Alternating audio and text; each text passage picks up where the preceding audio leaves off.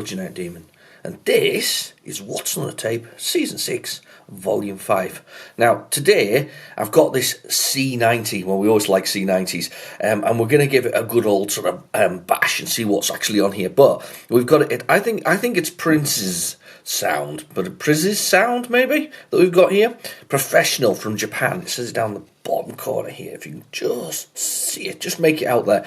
High frequency, extended frequency range, improved sound and noise ratio, complete with head cleaning leader, that's really interesting, so it cleans the head as it goes, and high output, and we've got this one, and I picked it up, and I thought this one's, I thought we need a big tape, we need a bit of a break, so we've got this big tape here, and it doesn't really give you much away, and I noticed there's a head cleaning leader there, and there's the head cleaner, so we've got that one, and a barking dog in the background.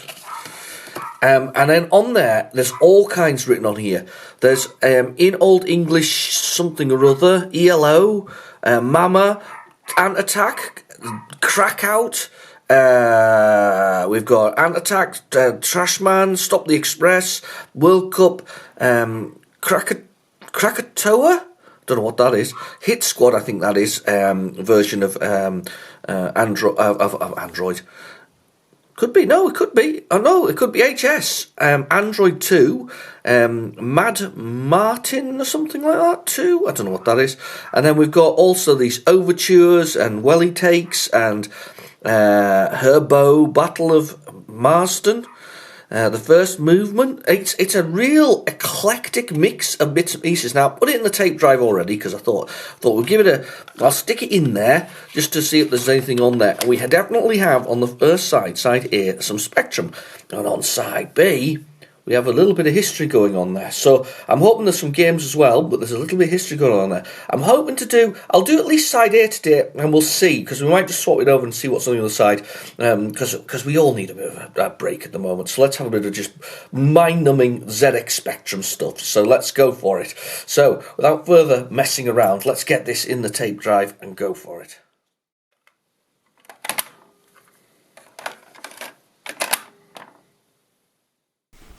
Okay, the tape is in the drive and we are ready to go with our Prince Sound Professional C90.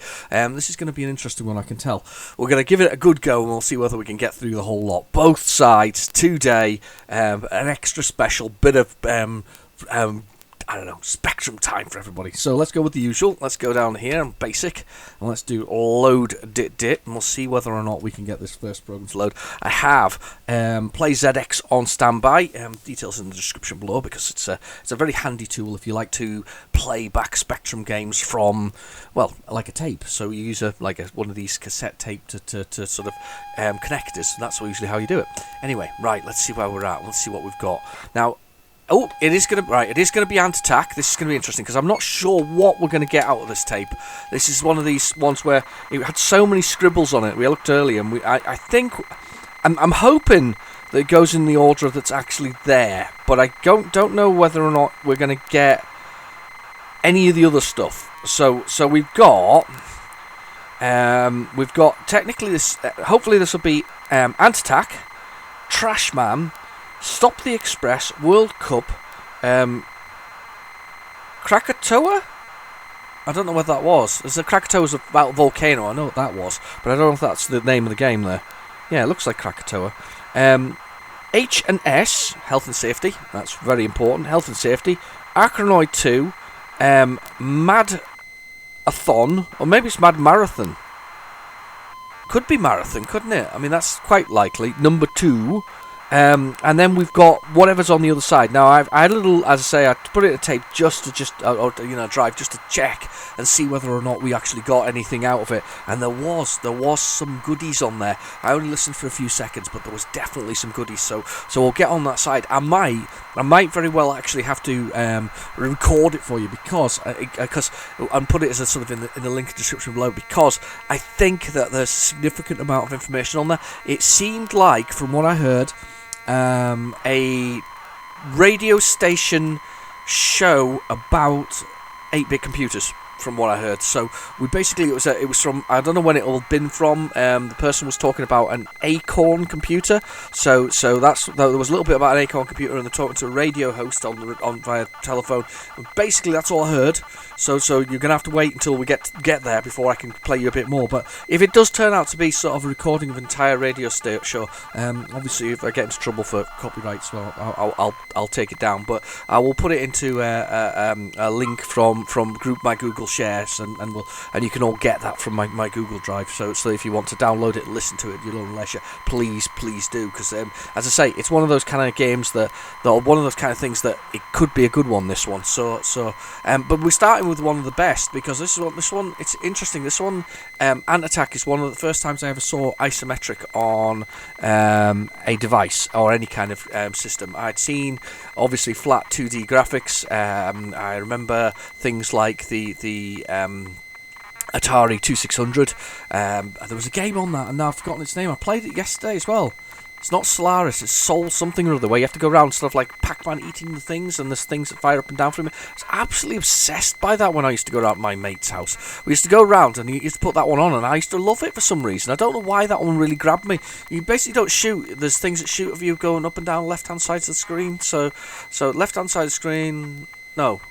Yeah, one side of the screen up and down. One goes horizontally, one goes vertically. Vertically's up and down, horizontally left and right. And they shoot at you, and there's like a pattern of things you have to collect, like a grid. There's a little spaceship, and you have to fly around and collect these things, munching them all up. I can't even remember them. And it's Soul something or other.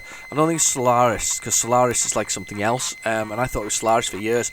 And I was on my Raspberry Pi, and I have I've built my own, because I'm kind of sad like this. I've started to build my own image for it, whereas you can download a lot of them, and a lot of people do that kind of stuff. I've actually started creating my own with my own images and putting all the details, and I found that game there, and I was like absolutely delighted to play it. But anyway, right, the one thing that always amuses me, and I find really good about this, and I can't remember the controls. This is where we're going to get into this whole control thing again. We've been here before.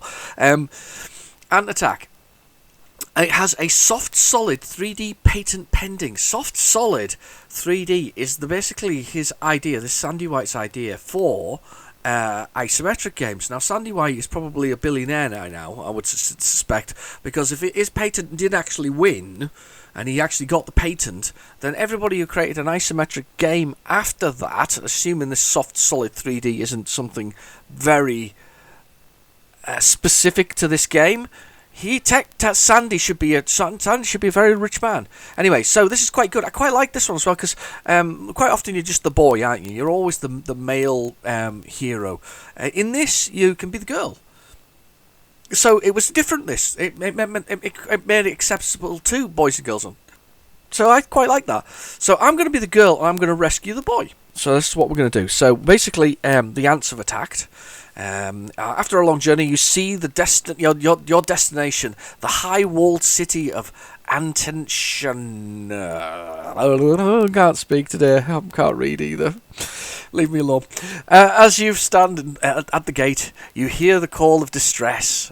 Irresistible to a hero like you, you must answer it. Good luck.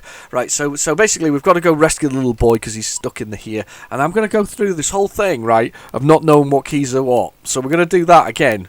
We're going to have to push the keys and work out what's what. Right, that's fire. What was that? That was S is to shoot. X, alright, I need to find out what jump is. C's jump, right, that's cool. That's rotate one way.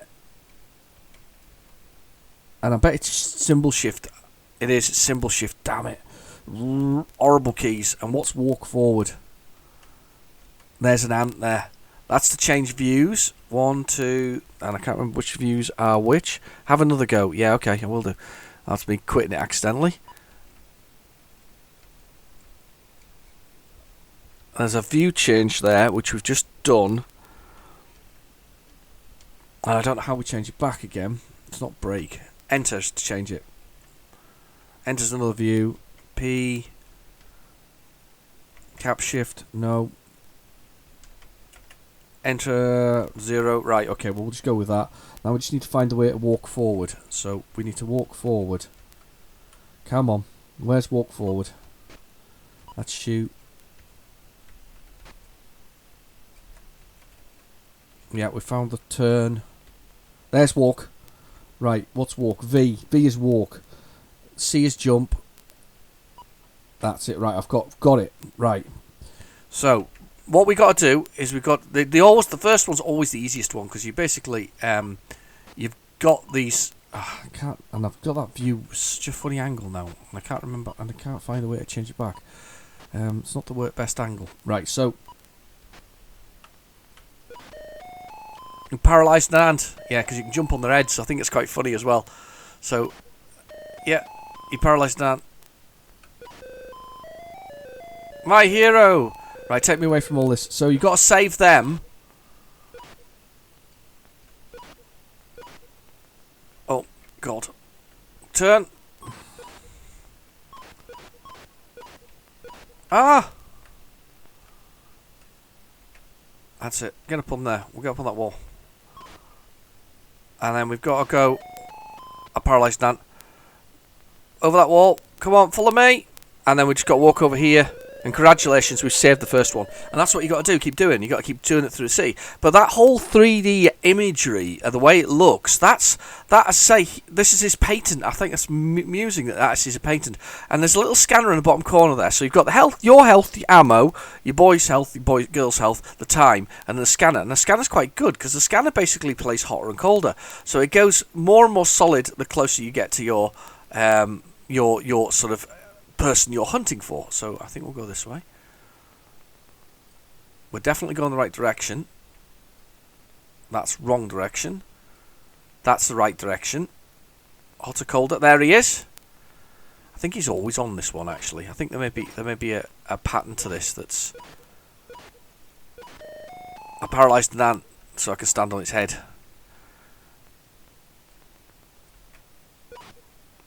Shoot him. Good shot. Hey. And then... Oh, no. Oh, blew myself up. Oh, what an idiot. Have another go. Rescued one. How many lives do I have? I don't know how many lives I have. It's very good about giving you another life when you're an idiot like me and blowing yourself up. Right, so he should be in the same spot. And as I say, this completely blew me away. And theoretically, Sandy White should be an extremely rich man by now, because every game has been isometric ever since, hasn't it? Sort of, well, that kind of the kind of this 3D one. There was quite a lot of them, to be honest. I wonder if he settled. You imagine if he settled for something like 10 grand or something like that. You know, Ultimate took him. You know, sort of sorted it all out. Can you imagine that? If that was the case, good God, oh, that's unbelievable, wouldn't it? Wouldn't that be unbelievable? Poor fella. He'd be gutted, wouldn't he, at this point, with all the things that have happened. I'm trying to try it. Oh, God. Right. Come on. Follow me. Follow me. Jump over this one. Follow me. They will get lost if you go too fast. See how they don't go the same speed as you do. And we're going to get another one. Come on. Congratulations, we've got another one. I'm doing really well here. This is just going to be such a long video, and I'm doing so really well with it. So far, so good. On your feet once more. No time for a coffee break. Oh, there's always time for a coffee break. We love coffee in this house. Right, okay. I've got a really big mug as well, because I knew this was going to be a long one. I just thought to myself, I am going to have a cup of coffee, because this is going to be a long one. So obviously, rotating the camera would be a really useful functionality.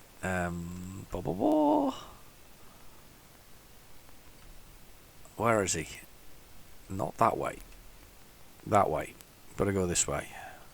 Oh, gone too far. This way. Where's he hiding? What wall is he hiding on this time round? This way? Oh, there he is! He's there! Look, we've got him. We've got him. It's a good game, this one. It really is. Have they remade it? I have a feeling they have. Somebody said that in the comments below, that there was like a version that had been redone for whatever else, for the Android devices, the old phones and tablets and everything else that's Android nowadays. I need to fire at that just to get them out of the way. I've only got 8 health left. My hero! Take me away from all of this!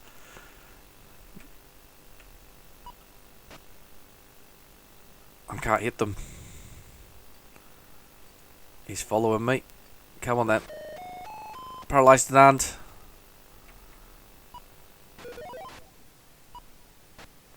Right, okay, let's go, go, go. Stay with me. We're going for it. I might get another one here. So, this is what's on the tape. We've finished now. I'm no, only kidding. I'm just going to play this the rest of the afternoon. You just sit there. I'll be back. Come back in an hour. We'll be done. This is cool. Do you know something? And all the time I've played Ant Attack, I don't think I've ever rescued... No, I must have rescued more. I must have played more than that. Such a innocuous cover as well, very B-style, as in the sense that there's just like an ant climbing over the top of a city and making them look so small. It's kind of cool. Right. This is really good. It's been years since I've really played it in any detail. And which direction am I have to go? That way. It says go this way. This way?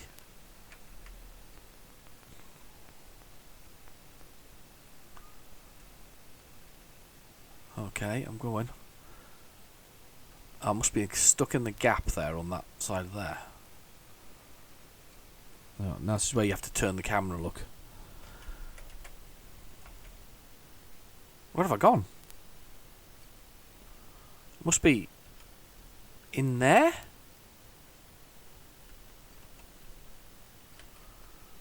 Oh, there I am! Hello! Right, which way am I meant to go? Bitten. Yeah, I know I was bitten. Yeah, go this way. It says go this way. Oh! Hello! Go that way. Oh, I missed him. Is he on? He's not on that thing again, is he? Ah, naff, naff, naff, naff, naff, naff. Eaten, eaten, eaten, eaten. Come on, change view. Where am I? Ah, getting eaten. He's not on that thing again, is he? It says there. Keep going this way. Yeah, okay. And then which way? That way. No. I'm going this other way. Run! I'm running. Oh, damn. I must have missed him there. I must have ran past him. I was looking at the keys on the keyboard. Where's he hiding? This way is good. Well, that way? That way. Eaten alive. Have another go. And that's it. Ant Attack. Absolutely fantastic. Let's carry on. Let's carry on. Let's go for it. 15 minutes of fun that was. I enjoyed that. Let's go, go, go. So this should be Trashman. Another personal favourite. I love Trashman. I think it's so overrated. So, and without a doubt, so 80s that you know the bin men used to be, you know, they used to carry the bins around and they used to throw them all about, and it was just the way I mean, to be fair, it was just the way it was, you know, and you had to hold your drink as well as part of it if it's on here. Hopefully it's on here. I've got my Sensei stat handy as well. My Sensei tape recorder. I love my Sensei. I've had this before. We've had this before. We've discussed Senseis before, but I really am a big fan of my Sensei. So and it's kind of a. Come on. This is an interesting tape as well because it had a cleaner built into it as well, which you don't normally have. I'm just pressing the play button there. There's a bit of a gap here. I hope it's not too big a gap, but we've got a bit of a gap here. Let's carry on. Come on then. There's definitely recordings on here, I know there are. Oh. Hello. There's recording, there's mute, there's sounds, there's voices. There's voices from the past. Oh no, no. Oh, we got a voice. I'm waiting for it. Come on, do the voice. Here it is. Oh, I didn't hear him. Let's get it. Let's turn the volume right up. This is going to be a mistake, but never mind. Here we go. Got the volume right up. You can hear this. Okay. Brace yourself.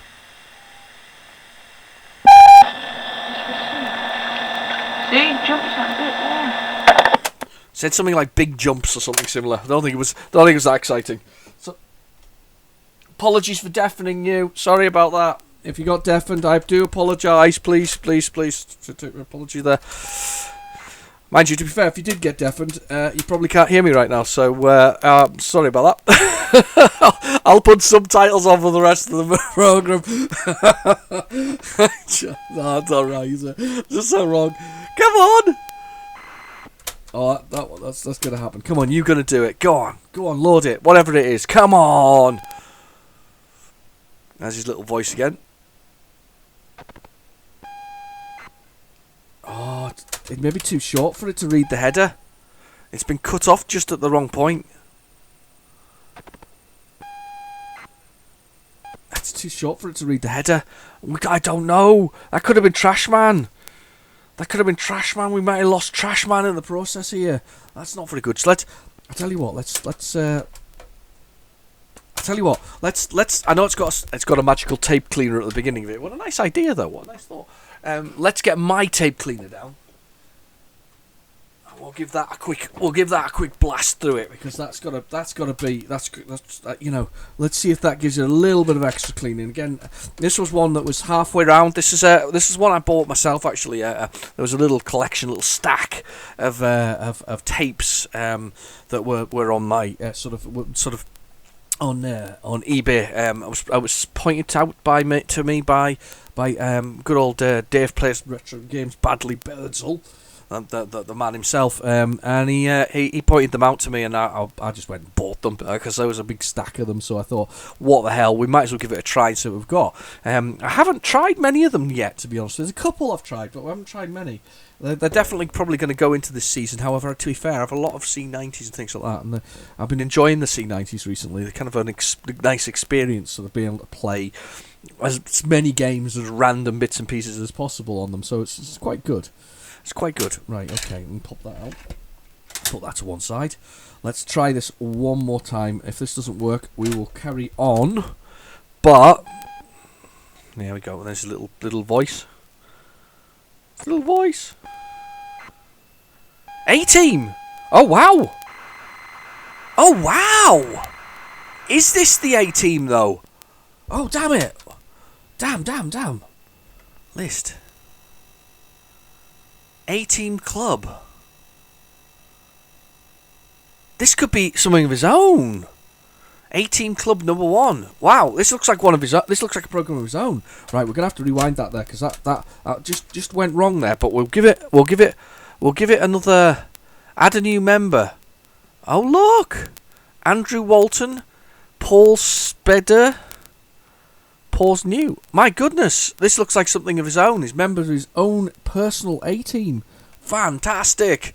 Let's just give it another load and see if we can get the A-Team to load. Maybe that's what he said on the thing there, because I thought it was just a mumble, but maybe it was the A-Team.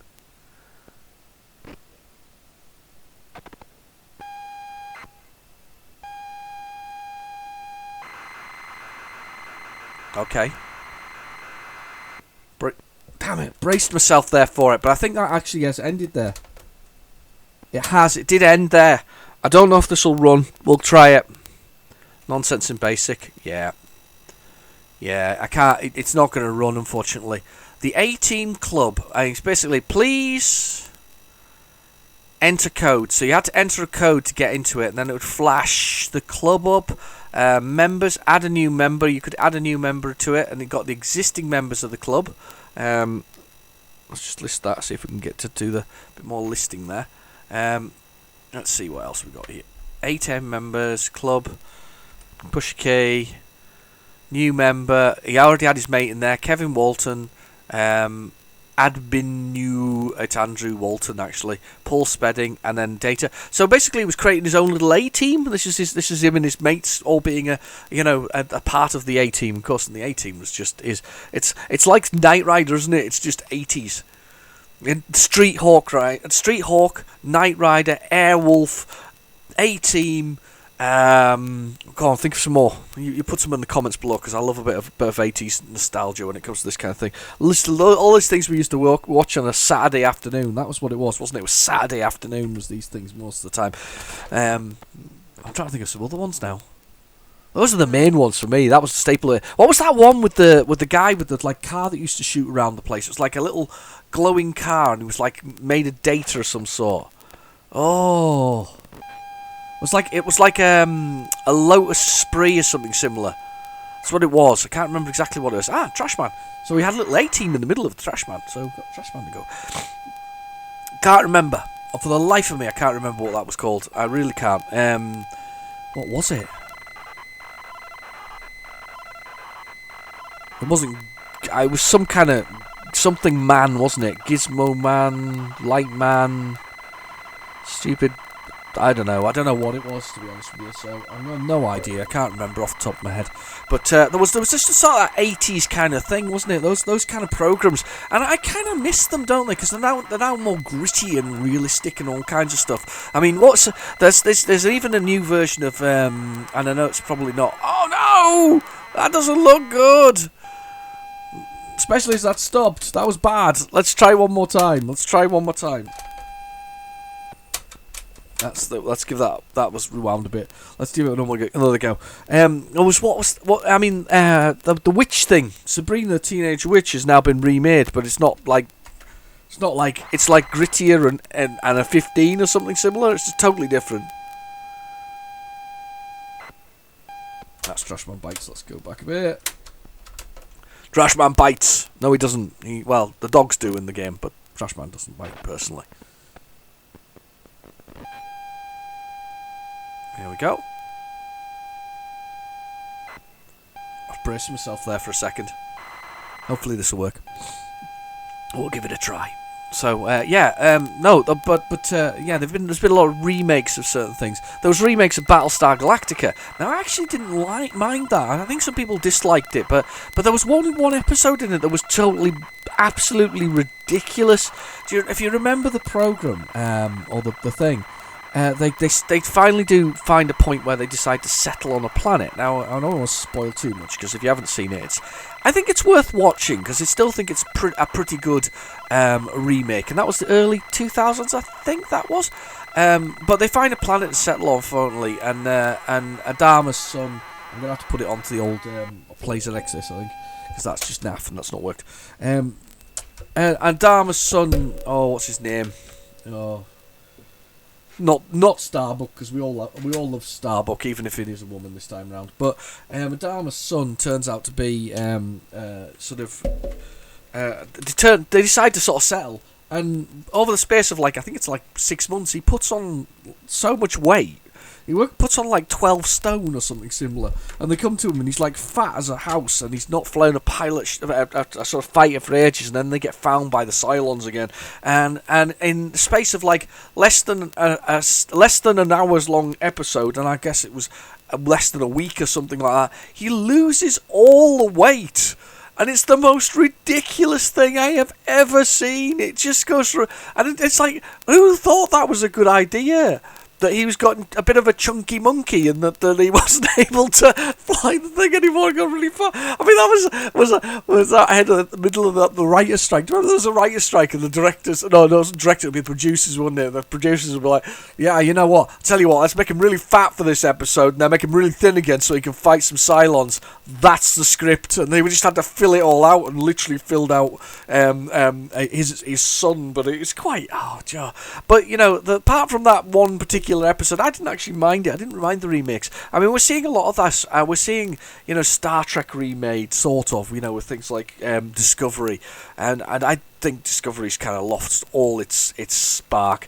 And then we've got Picard, of course, which is currently running, and I'm just going to look in this while I'm doing that. But Picard, I don't mind Picard, but I do struggle with... One thing I'm struggling with is that it was meant to be a utopian future, and now we've got a more gritty future. Whereas, and I know that lots of things have happened, so it's kind of gone downhill a bit, and I guess that's okay.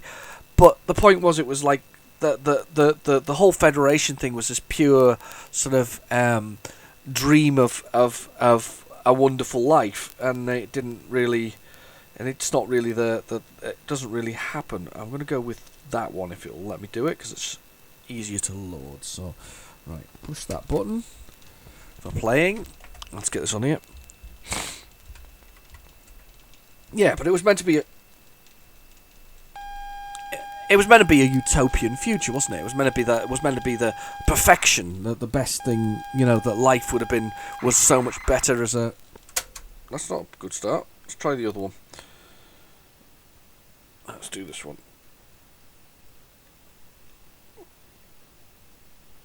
Stop. That one. Play.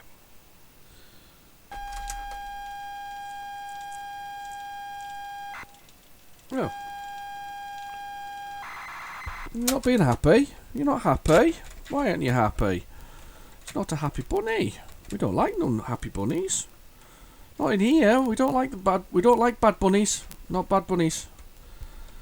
So, yeah, being a little unhappy about that for some reason. Don't know why. Let's try that again. Let's give it another try. All right. Let's stop that. 'Cause it's still running here. Stop. Right, let's play that.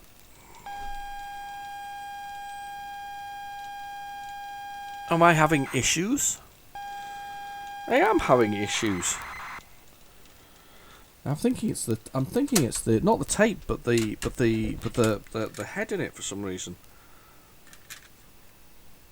I don't know why that's doing that. I'll give it another try. If it doesn't work this time round, we'll head on and I'll put them on the end and we'll sort that out in the end. So we'll do that. So let's just do this now.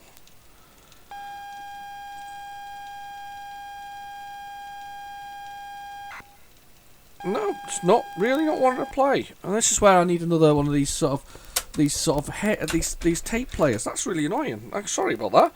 Right, I'm going to move that out of the way and we'll carry on. But that kind of annoyed me because I quite like Trashman. Trashman's a very good game.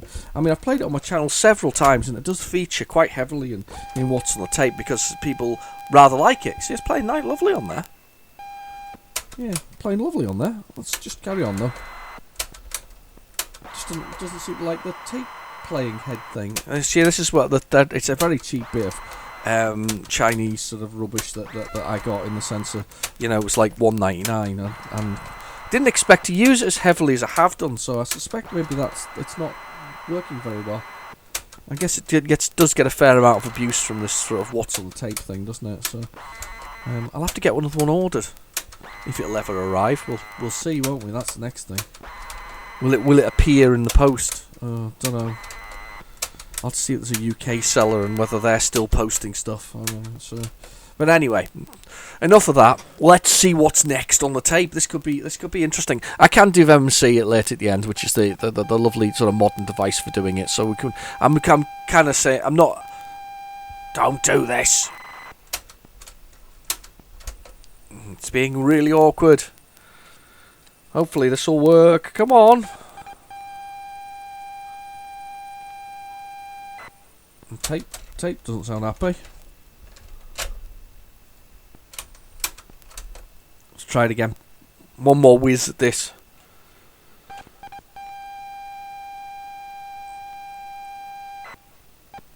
No, tape drive doesn't seem very happy about it all. That's still pulling. I'm just looking at the tape drive and wondering whether or not it's pulling or not. Oh, a long tape and you can't do it. Come on.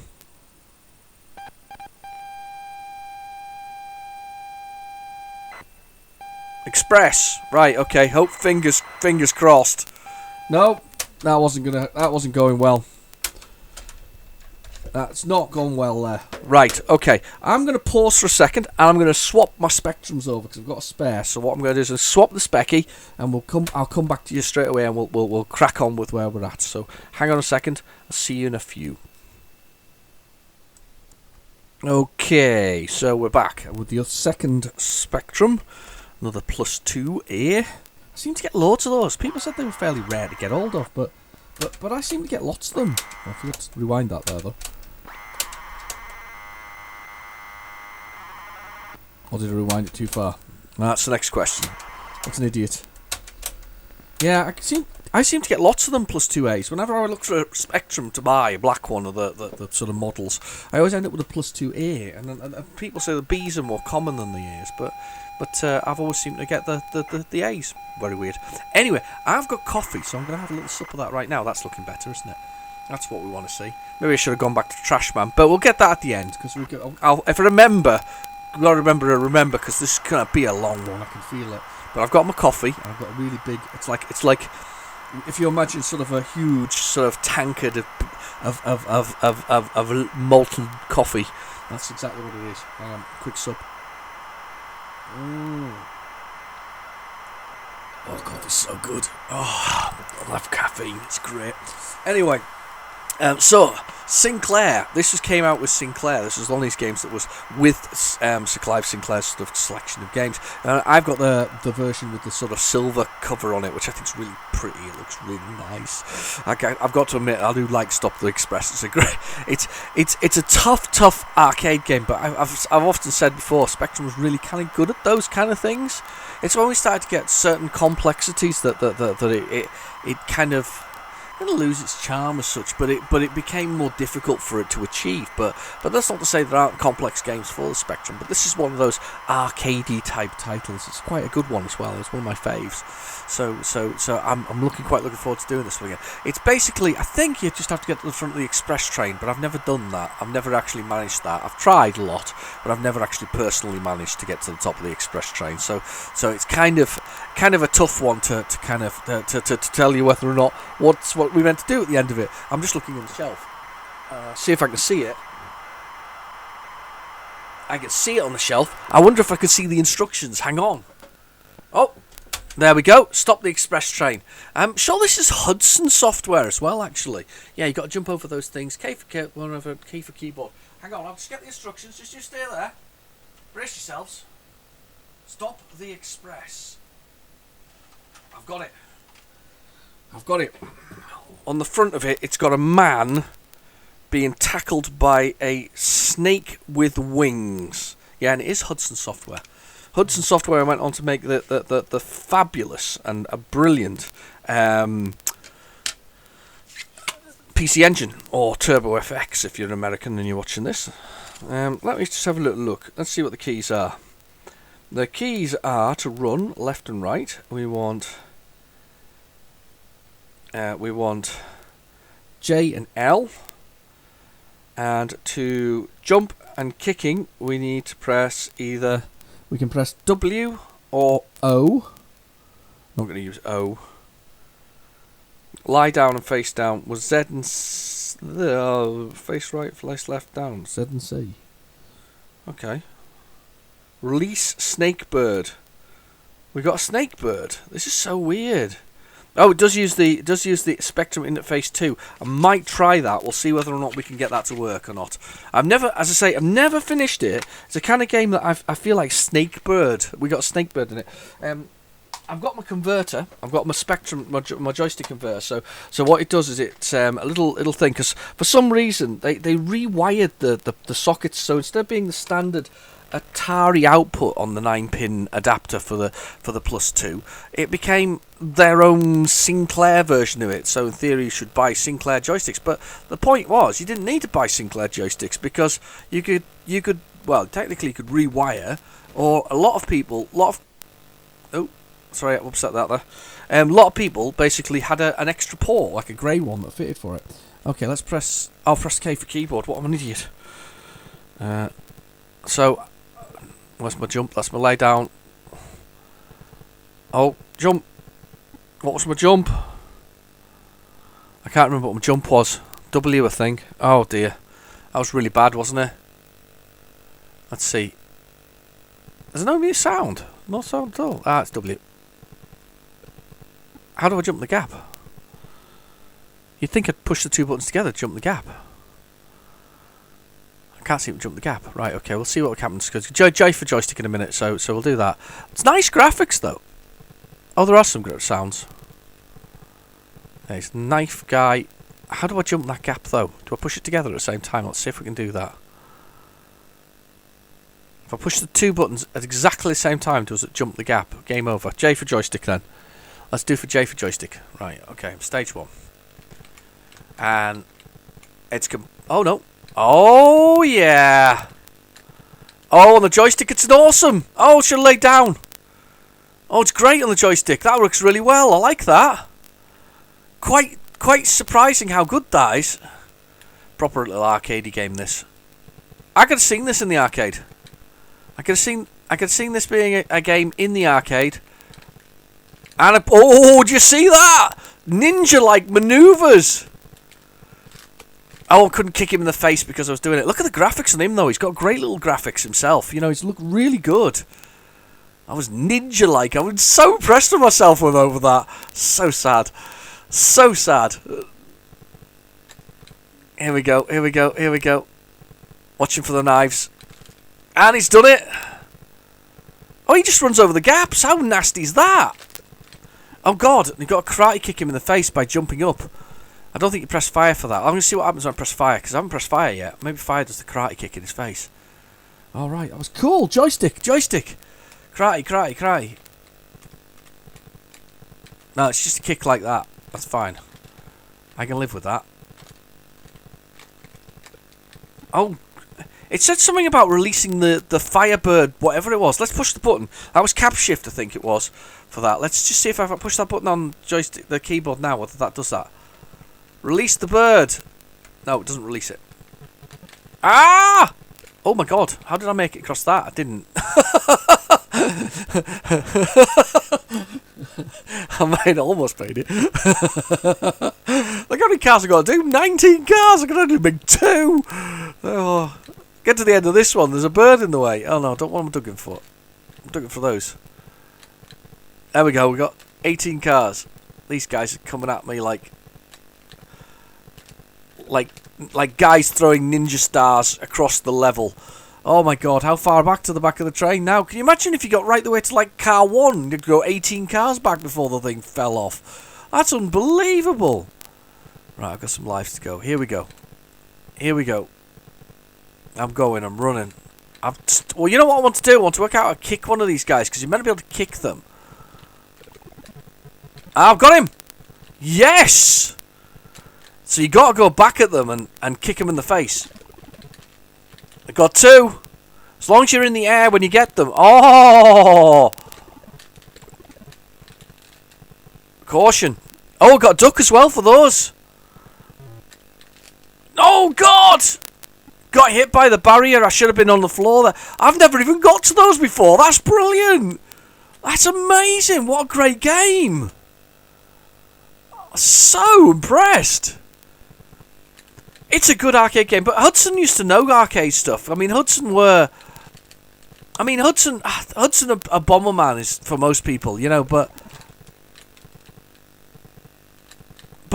they did know this kind of stuff. They did know arcade games, and the PC Engine is a piece of you know, a technology that's just unbelievable. It really is. It's an absolutely stunning piece of technology. Talk technology, an 8-bit processor and a 16-bit graphics bus, and it just can achieve more colours on screen than some of its other sort of competitors at the time. And it was only realistically meant to be as competitor to the NES, the Nintendo Entertainment System, but it actually because of the timing became a sort of competitor to the Super Nintendo and the Mega Drive, and it did a bloody good job of it. For what it was, it did a really good job of it, and I think I'm meant to collect them bird things, you know. I think that's the snake bird that I'm meant to collect, and I don't know why. That's really good. Stop the Express, it's corker. Absolutely corker, that one. Right, let's go on. Let's see what else we've got on here. We've got to have some more things, so let's go down here to load it. Let's get that on there. Load it. Enter. And let's see what's next on this tape. Now, I'm sorry we missed our Trash Man there. I don't know why it was being finicky. We've had that before with that one before. I'll need to give it a good clean the drive on it and check whether that's the reason why. We've got World Cup, Krakatoa, H&S, Health and Safety. I keep saying Health and Safety. It's probably not Health and Safety. Arkanoid 2, and then that Mad Marathon. Martian Marathon. I might be reading that completely wrong. But we got that, and then we've obviously got whatever's on the other side, and maybe there's some games and maybe there isn't. We'll see.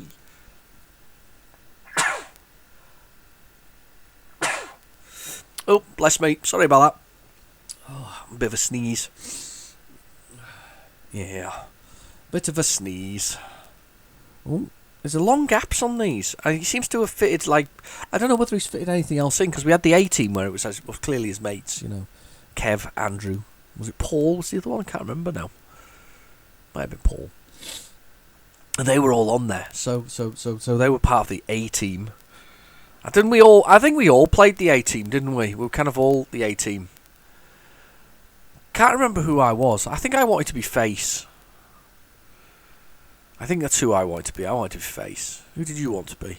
Did you want to be in the A-team? Were you when you were a kid? Were you an A-team fan? Were you somebody that wanted to be in the A-team? They were a weird lot though, weren't they? Because they were ex-Vietnam vets who'd left. Didn't they? I don't know. They've got. I try to remember the intro sequence now, and I can't remember it. And what's worse is I watched something on it recently, and it's running through. Some of it's running through my mind, and I just can't remember what it was because, what was it? Howlin' Mad Murdoch was a pilot, wasn't he? It was his skills. Face was a sort of I don't know, a sort of spy and womanizer and all that kind of stuff. BA was like the guns and shooty things, wasn't he? And mechanical cars. He was very mechanical.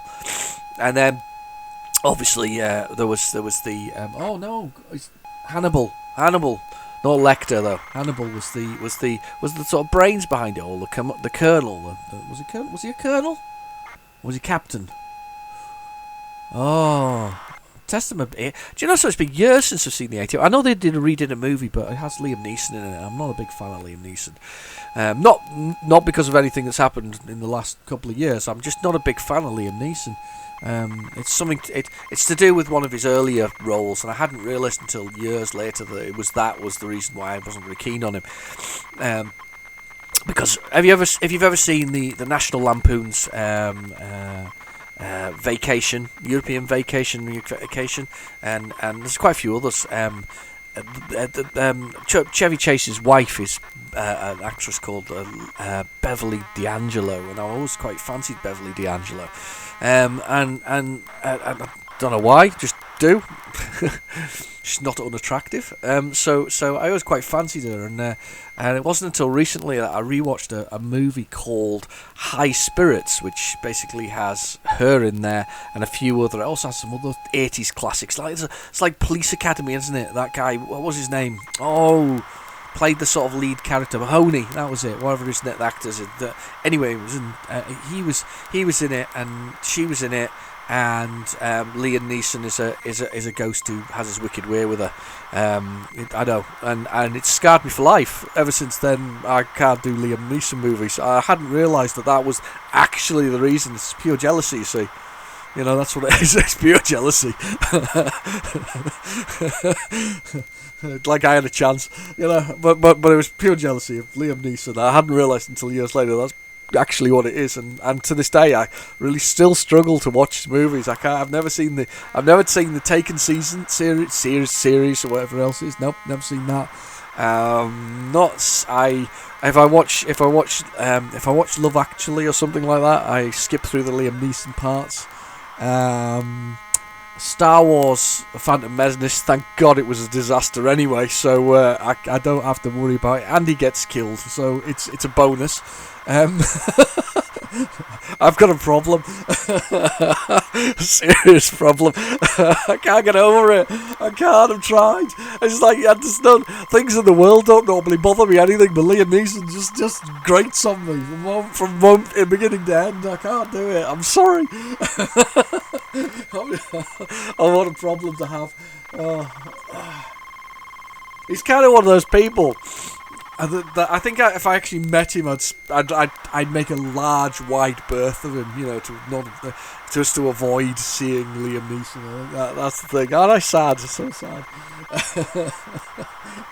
Is anybody you don't like? Put in the comments below. Who grates on you in such a way, or scarred your life like Liam did for me? You know, damaged my feelings for the world. You know. She was pure until then, because, well, apart from Chevy Chase, obviously. Coffee time. Coffee time. World Cup Arctic Software. I think this is a soccer management game, but I can't remember. Right, coffee though.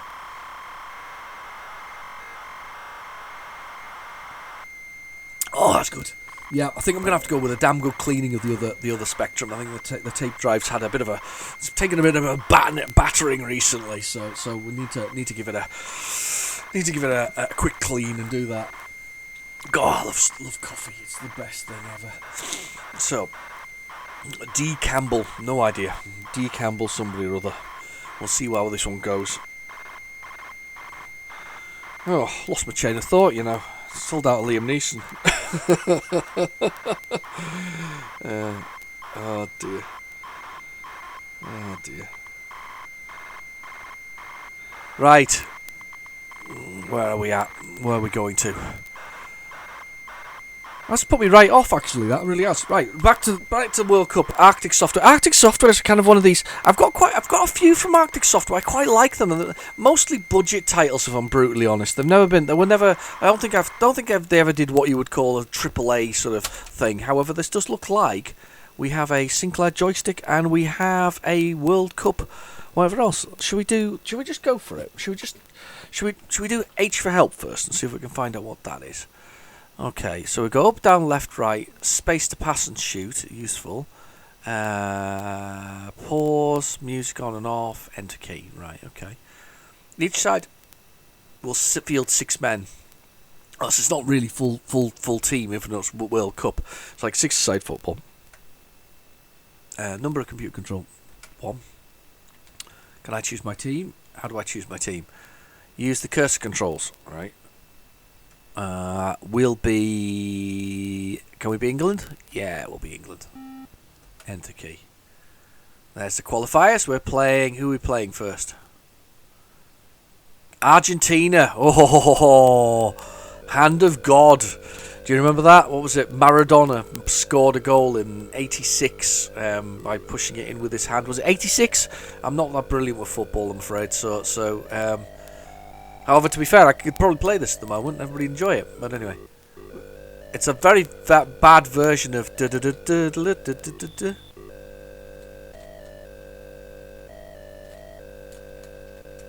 Oh, I'm not moving. It's meant to be a Sinclair joystick. It's not moving. Oh, it's fired though, but it hasn't moved. That's not working.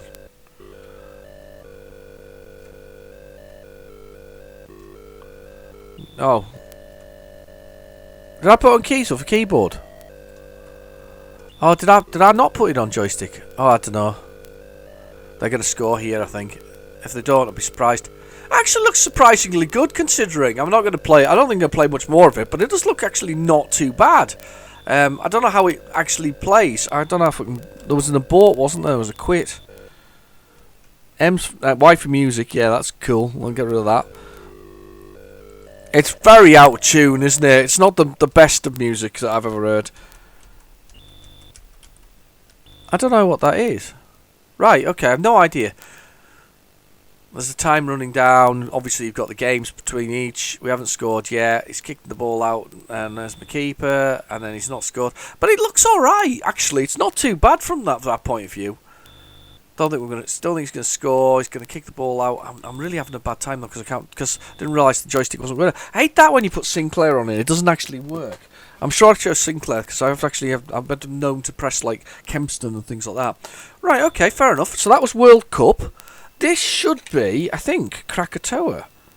Yeah, Krakatoa. This is this one that I'm not sure of. This is probably going to be. I have a feeling this is going to be.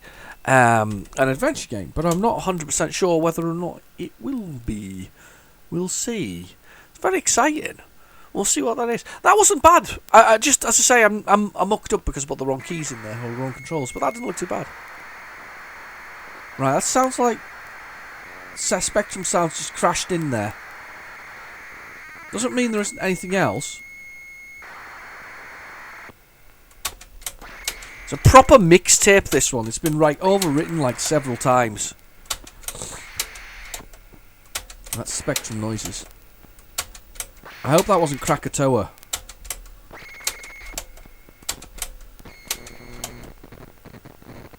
Okay.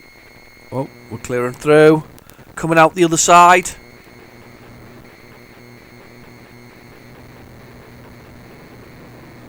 There's all kinds going on there. All kinds of grinding and garbage. These are proper dirty tapes as well. When I got them, they came through they came through the post, and they've been jammed in with newspaper. Obviously, that come straight from the loft. So it was like 80 something that was on the thing. It was like a whole load of sort of garbage newspaper. So it was like the Sun and all that kind of stuff wrapped around it. It was all that kind of wrapped around this thing, and it had been chucked in. And somebody obviously just looked at it, and went, "Oh, that's some stuff," and just toyed it back in the box. And it was they were just. Yeah, they were almost sooty, and they felt moist and sort of horrible, really. And there was also that dreaded smell of heavy cigarette smokers, which you sometimes get with these things as well. Because hey, it was the 80s, and everybody smoked. It was pretty much the done thing. If you weren't smoking, you weren't living. But yeah, it was everybody was smoking, so there was this heavy scent, a sort of cigarette smoke that was actually there. Well, fingers crossed. Oh, that didn't go. That was a bad start. That's where I said fingers crossed, and it went and did that. Come on, you know you want to.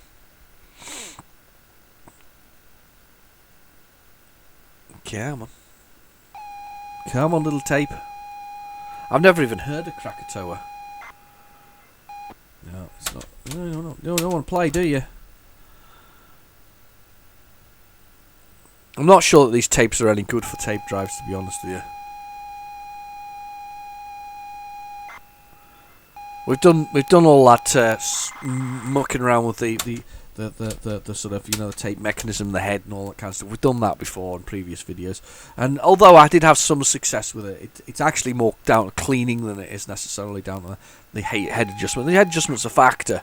Don't get me wrong, but I have found that it tends to be down to the cleaning of the tape, whether or not it actually works. Okay. It's not been a good one, this one. We've had a couple of games load there, but we haven't what we call perfection in the sense of tapes loading.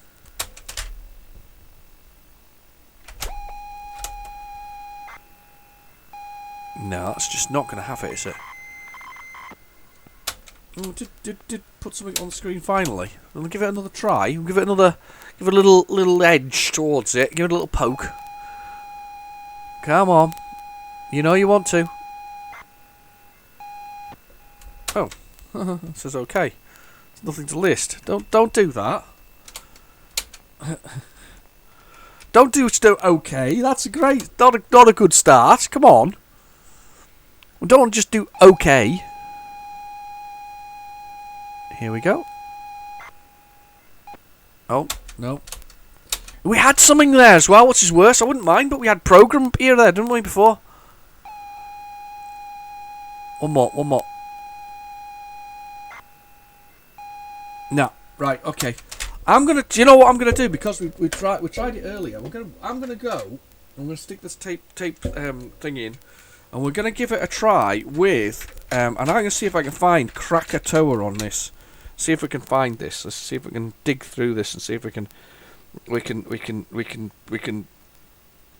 Cracker.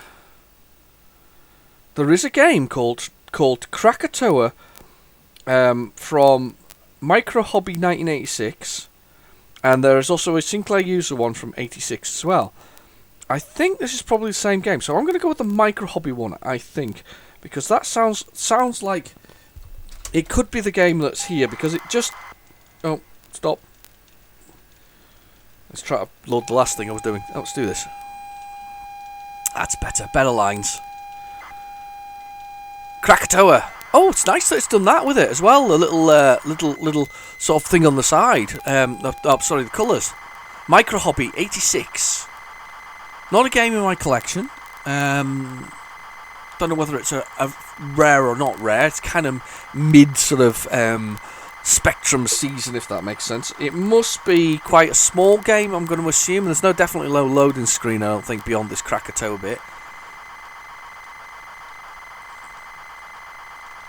And we're loading.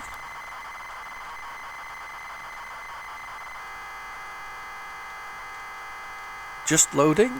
We're loading. It's only a short load, this one as well, so don't. We're not going to be wasting a huge length of time with the load on this one.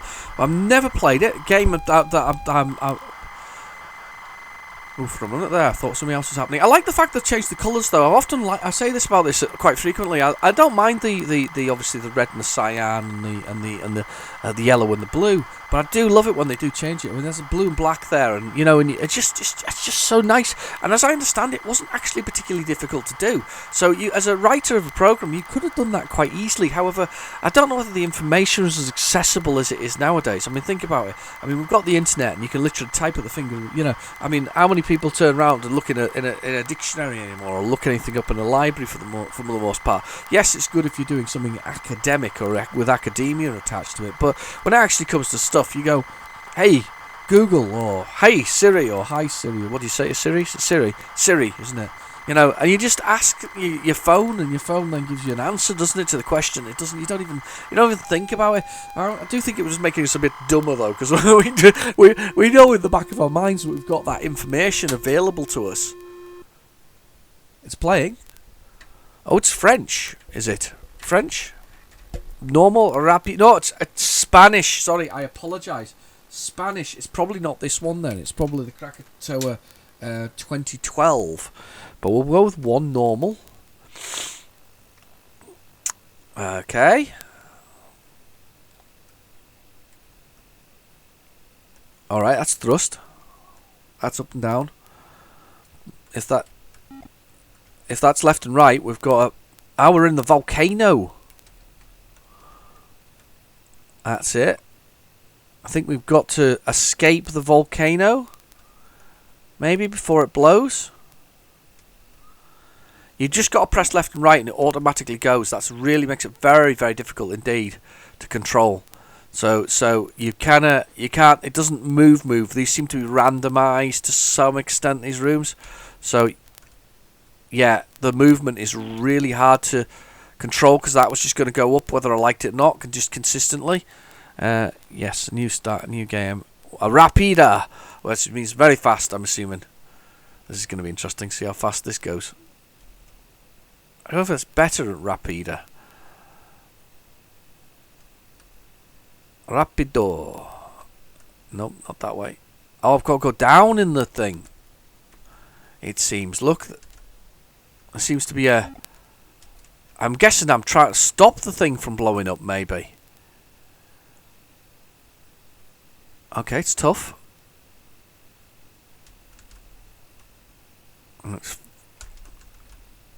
We're making our way.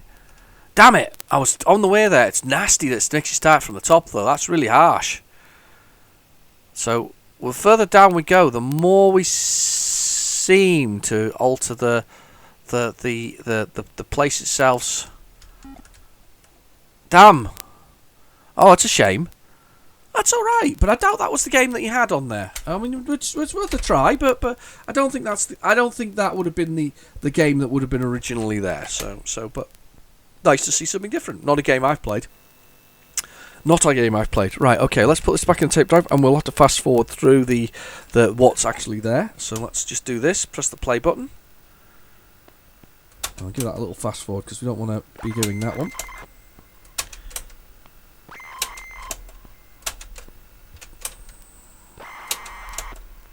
That's probably the game that we've still got. It's very interesting. I'm looking forward to the second side, though, especially with those ghosts in the past. We love a little bit of ghosts in the past. It's quite quick, that, by the way. So it is possible it was that game, but I don't know where they would have got it from. No, I don't know if anybody... Did anybody do that? Think about back to... If you went on holiday in the 80s to Spain... Did you ever go round, those kind of stores? And because I don't know how they did theirs. Did they have computer game stores the same way as we did? Were they in the market stalls? Were they whatever else? Did you ever pick up Spectrum games in Spain when you were there? That's just quite kind of a question. Did people do that back in the day? Certainly, there's a fair amount of traffic of it nowadays. I mean, I've got a couple of Spanish games that I've bought from Spain that have been shipped over. But I just wondered whether or not back in the day, whether or not we might have gone and looked for them. I suppose with modern gaming, you don't really do that unless you've got what's known as a region-free device, because nowadays they've got coding for regions and all this kind of stuff. But there's a fair amount of region-free devices up into the 2000s, and in fact the Switch is a region-free device in its own nature. You know, that can do anything it can find. The Xbox, the original Xbox, this is the I don't think the PlayStation 2 is. I think PlayStation 2 is region locked, but I think the Xbox isn't. No, the Xbox isn't. You can actually play anything you like on that. I was just thinking back to that because I bought some games for the Xbox because I sometimes collect for that as well, and I blame a certain Dave, plays Retrogames badly and Andre Russell for that. They kind of said that I must get an Xbox because it's a class console, and they are actually right. It's a very good console indeed. It's very quiet indeed. There's something there. That was good fast forwarding. Right, let's go back a bit. There's something there. Fast forwarded a bit too far there. Loader. Okay, and then we've got title. I don't know what this is. No idea. This could be the next thing on this list, which is H&S, and I have no idea what H&S is. What could H&S be? This is where we're going to find out when it flashes down the screen, and I'm going to go, oh, it's that! Because, as I say, quite frequently with these things, we get pretty common games. I like it when we find those ones that are really odd, that are completely different, or somebody's own program, a bit like the A-Team there. It would have been nice to have got that fully loaded. I think they kind of overwrote their own programs, though, unfortunately, which is a bit of a shame, because I kind of would have liked to have seen who the A-Team was, and we could have opened it up and we'd done it. I mean, we found that one the other week with the sort of operating system that somebody put in, and it was a very weird name for the operating system, wasn't it? It was Yin or something like that, wasn't it? Oh! I don't know why it's H&S though. Why H&S? Or is it the handwriting so bad that I can't tell? This is the Hulk, Quest Probe Hulk. Quest Probe back in the day, and I've actually got this one. It was sent to me by Andre Russell. Thank you, Andre. This back in the day, Quest Probe did adventure games with the Marvel characters. They seem to have the rights to do that, and they did the Hulk and they did Spider-Man. They did quite a few actually. There's quite a lot of them out there as Quest adventures. They are quite annoying for one particular reason, and that reason is that you can only use 2 words. So you've got an action and sort of an item. So kind of. Go west, or open inventory, or open door, and that meant you can't chain more than a few words together, and that's a really annoying interface for a text adventure. And one of the things I remember about the Hulk is that we were so chuffed when we worked out how to get Bruce Banner out of the chair, because there's this particular part. I think if this is going to load properly, we're going to see that Bruce Banner is his current position is he starts tied to a chair. And then you have to work out how to get out of the chair, and I'll show you when we get there. But it's kind of it's weird to have a text adventure for an action hero. And I do think that's a bit weird, don't you? I mean, I definitely think that's weird. I mean, the Hulk's about smashing stuff to pieces for the most part, but the Hulk is Hulk's one of my favourite Marvel characters. Again, I always like it when we have different variations to them, where, for instance, there's different versions of Bruce Banner, where he is, for instance, schizophrenic, has a multiple personality disorder in the sense that, he's got other things, and the Hulk is part of that multiple personality, and he actually gets brought into the army by General Ross after he attempts to blow up his own school, and he attempts to blow this up, and the bomb doesn't go off because he plans to kill all the kids because they're all a bit rough to him, and he fails to do so because he forgets to carry the 7 because he's not very good at carrying the 7 within his calculations, and that's the reason why the bomb doesn't go off. It's a bit dark in that sense, if the bomb didn't go off. Well, the same applies to how the Hulk comes into existence. He fails to carry some mathematical formula or number within the formula when he's doing it, and it backfires and becomes the Hulk. Great story, lovely story in fact, but different approach to the Hulk all the way along. there's lots of Hulks. There's Planet Hulk, which where he sort of it's alluded to in Thor Ragnarok by Marvel because he's on that planet, but he isn't really that planet. It's a different planet, but it's Planet Hulk and all this kind of stuff. And there's just some nice stuff around it, and I like the Hulk just as a character. I mean, it's kind of your rage, but it's the good rage, if that makes sense. It's what you need to do. It's often described, if you ever watched the TV series as a kid, you know, the one, that's another 80s program, you know, the Hulk, with, what's he called? Louis Ferrigno? The guy who used to play the Hulk? Oh, damn you, you horrible creature. We got all the way to the end and you failed. Let me find it on the PlayZX. But he played the Hulk within it, and then another chap played the sort of smaller version. He was like a big bodybuilder, wasn't he? The guy who played the Hulk. But the point was that I think what he was researching in his version of it. Sorry, it sneezes. What he was researching within his thing was the you know that response you get when people often talk about how they get the adrenaline to tear open a car door or something similar when there's a crisis or a need for it. By the way, I'm just typing in here the Hulk. I can guarantee that this is not a game that we can get hold of easily. Hulk, no, what a surprise. It will be copyrighted to the hilt, so we won't be able to get hold of that one. I will we'll go to the end if we can, so we now have the Trash Man and the Hulk at the end, but we will try them both. I might just put them onto the Div MC, because that makes life easier, doesn't it? And you can say an instant load of them rather than messing around. Let's just carry on with the next thing on the tape. So, where was I? Yeah, the Hulk. I mean, it's a it's a character, but yes, that adrenaline thing, that was what I was on about. The adrenaline thing that's what he was researching, that giving you that power to rip open the car door, smash the window, when somebody's in trouble, or do something that's beyond the normal, and that was his version of it. And I mean, it's always been about sort of working the super soldier angle of it. This is Saberwolf, I'm going to guess. Saber. Let's try it again. H and S, so I'm guessing that's Hulk and Saberwolf, maybe. We'll give it a whirl, see what happens. Oh, don't do that. Right, let's get this clear. Let's load this again. Let's push the button and see whether it happens. We're going for it. Right, Saberwolf. Please load.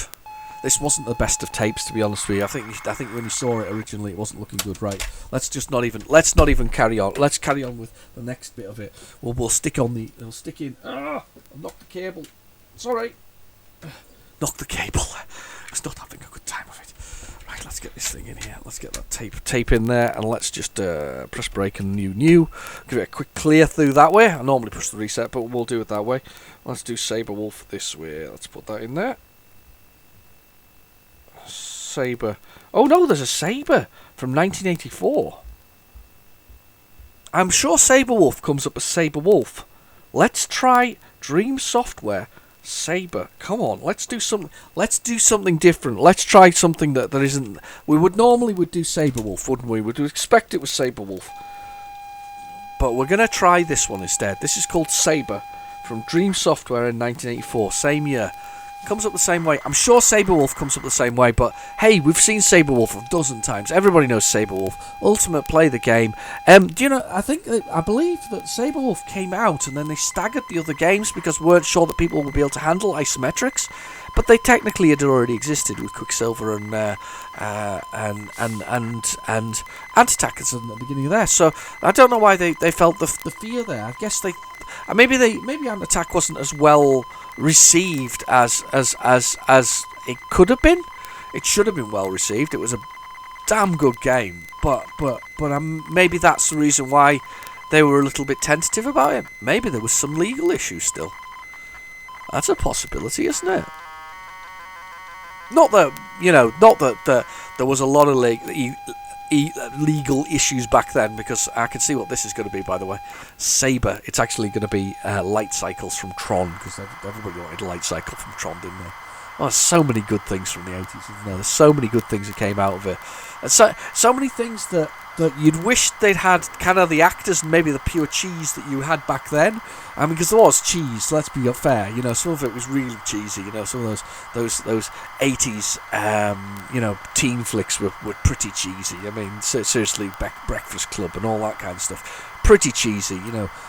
Weird Science, pretty cheesy, but good. We liked them, we enjoyed them. They gave us hope that something great was going to happen, you know, and that the nerds got the girls and all that kind of stuff. But it you know, I don't even know what I was getting at with that, actually. I've completely lost train of thought with that one.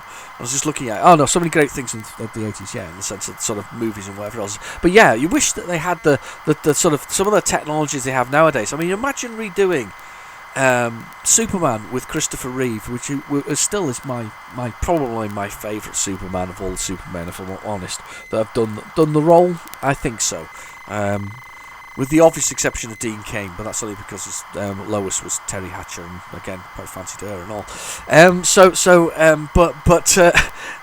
But Dean, you know, Dean Cain and Christopher Reeve, and could have had those amazing effects that we've got nowadays, and the same, you know, if you'd only had the same actors and the same thing and the same cheese that went with it, it would have been absolutely. We'd have loved it. We'd have packed the place out with sort of graphical whatever, you know, with those kind of graphics. It would have been brilliant. I would have loved that. I think that would have been great. I have no idea what the controls and keys are, so we'll just make a guess here. We're going to go with one player. Saber controls. Z, P, L, left and right. Okay, speed, entry. Good God, that's going across the screen so fast. Number 1. Level start, number 1. Press enter. Damn! How was I meant to turn there?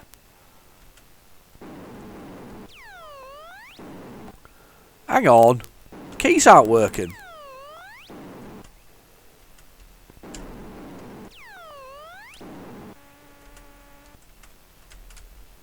The keys don't work. Totally dysfunctional.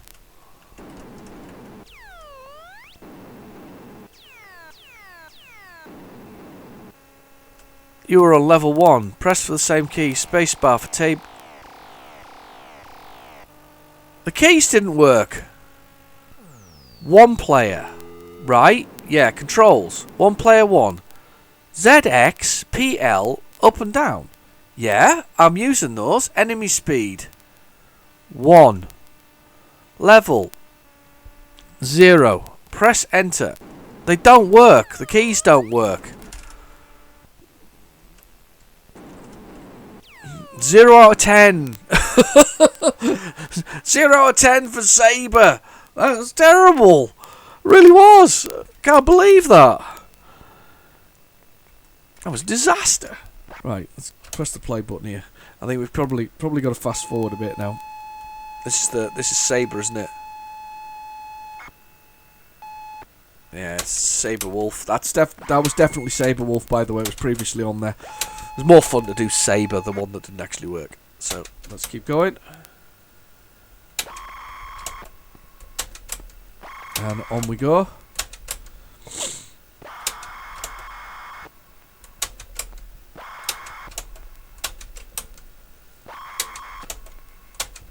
Okay, on we go. Zooming on. Here we go. No, it's just part of Saber Wolf. On we go. We're going for it. It should be Arkanoid 2, this.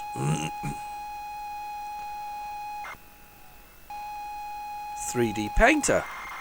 No idea where that's come from, so we're going to carry on and we'll see what's on here. This is such a strange tape. As I say, the inlay does not match entirely what was said to be on here. I mean, we've got all kinds of stuff. Electronic, we've got the Electric Light Orchestra, ELO as they used to be called. Rollover Beethoven, supposedly is on here. The 1812 Overture. Welly Takes. Her Boo. What else we got? Battle of Marston. First Movement.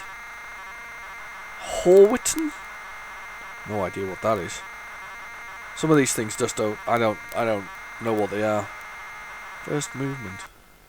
First Movement's just of whatever else is. Oh, we've loaded. What the hell was that? What was this? I can't even remember what that was. 3D Painter. Right. Okay. Press the key. 1, 0. What's my keys? S to start. Aha. Keys. Cursors. Uh-oh. Nope. Right. Let's move the letters up and down. I've got the keys. Right, okay. So, I'll put my name in, should I? See if I can put my name in. I got a score there and I didn't even do anything. I don't know how you can have a 0 score in a high score table if it wasn't just the default for it. I don't even know why I put my name in here, because why do I want to? Yay! I got 0 points. I'm so excited about that. I am a winner. And then enter. Why the heck would I want to copy it? Right, S to start. So, there we go. I like the three-dimensional element to it, or the way that somebody's attempted to make it look 3D. That's kind of cool. So I just have to paint where he hasn't been. How many lives do you get? Just the 1? Gosh, that's harsh. He's no wonder it's a hard game.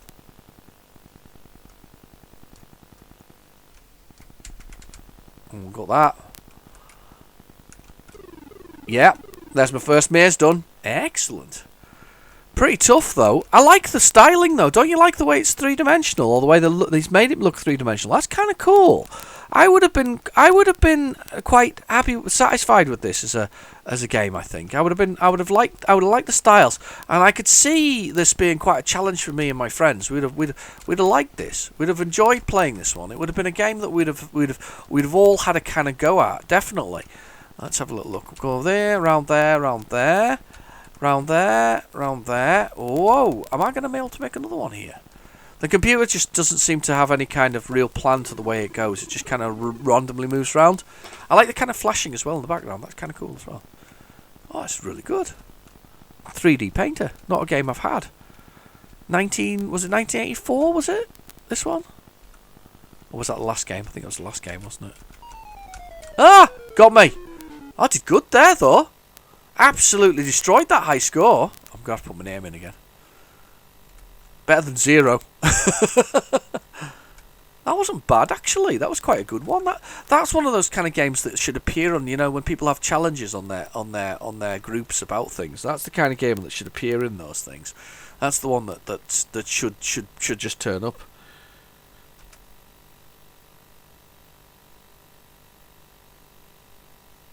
Excellent. Enter. I'm done. There we go. That's cool. I like that. That's really good. I quite like that one. 3D Painter. It was quite a good one. Right. Okay.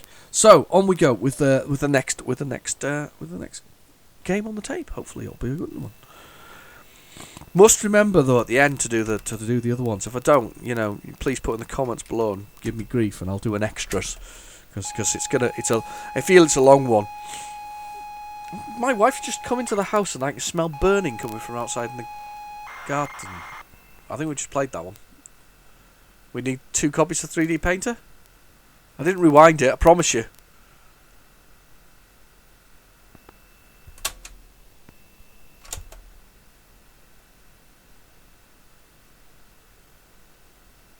That's weird. I'm going to cancel that because that was kind of weird. Let's just can't do it. Somebody's put one of those things and it blocks the sort of the break code. Okay, load. Dip. Okay. Let's see what we've got next. Bracing myself. I better drink the rest of this coffee, even though it's a bucket load of it, and hasn't quite got that proper skin on the top of it. When it's really cold. I wonder if she's going to make another cup of coffee actually in a minute. Won't tell her that though. Ooh. Under what? No idea. This tape is absolutely... This tape's chocker. I'm just looking at it now. We've still got a goodly percentage to go on this first side, and that's just crashed. Under. Do you think it was Underworld? Don't know. We'll give it another try, and then we'll move on from it, because that's quite... Because this is, as I say, the big tape, this one. Let's give Under another go. Come on, Under.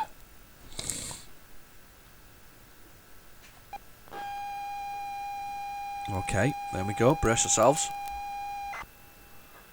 Under. Could be Underworld. That would be my first thought, to be honest with you. Yeah, from that that's definitely Underworld. Underworld being another rare game. I rather liked Underworld. Underworld's a really interesting one. The creatures don't kill you, and that's definitely Underworld. Right, I'm gonna get the PlayZX out of here. Yeah, the creatures don't kill you within it. They only get in your way, which makes it really annoying when you fall down somewhere and gets jammed in somewhere. If I remember right, it's true, isn't it? No, they don't kill you. I'm sure they don't kill you. I think they only get in your way, and the resulting effect is that I've got a search for Underworld. It would help if I'd done that first off. I don't think this one's ever appeared. Pardon me. Sorry about that. Underworld. There we go. I don't think it's ever appeared on What's on the Tape before, if I'm honest. This is a new one for What's on the Tape. Underworld. It does appear on Rare Replay, which is on the Xbox Xbox One. It does appear on the ZX Spectrum Vega. And obviously now it's going to appear on here. It's one that's also been given away freely. Rare hasn't worried about it, or Ultimate, as they were back then. They're not bothered. They're quite happy for people to still play it. And that's not loaded. Let's try this again. We're not having a very good time with some of these today. Pause. Stop. This is really annoying actually, with the pause and stop and all that here. Got a nice solid signal there, but we didn't get to load. Right, I think I have to pause it. Once the do appears.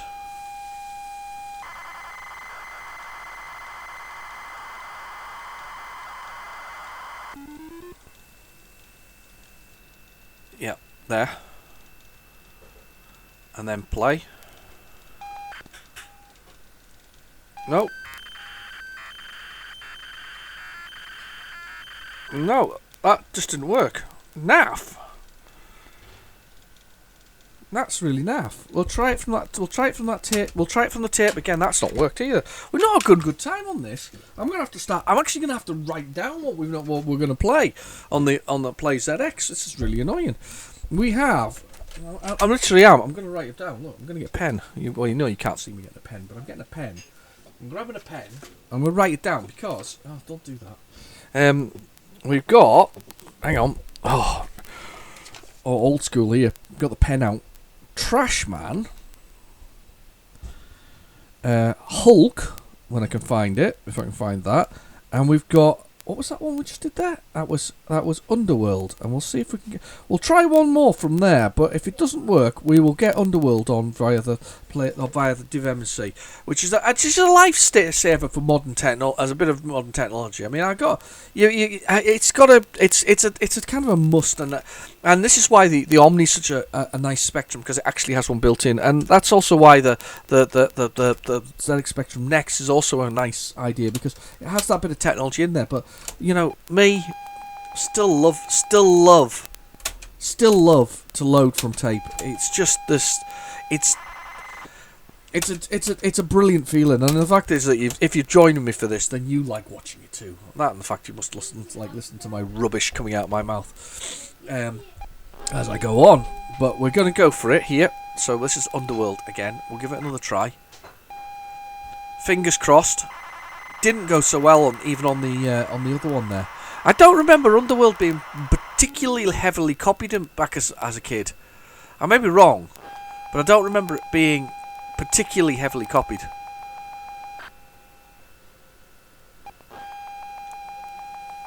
Kind of holding my breath on this one. Nah, it's not having it. It's not gonna have it. It's not gonna have it. There's something about the way that loader works that's causing it grief, so it's definitely not gonna have it. So we'll save that one for later. So we'll try that one. We'll try that one after with the div MC. Let's keep on going. Let's see what we find.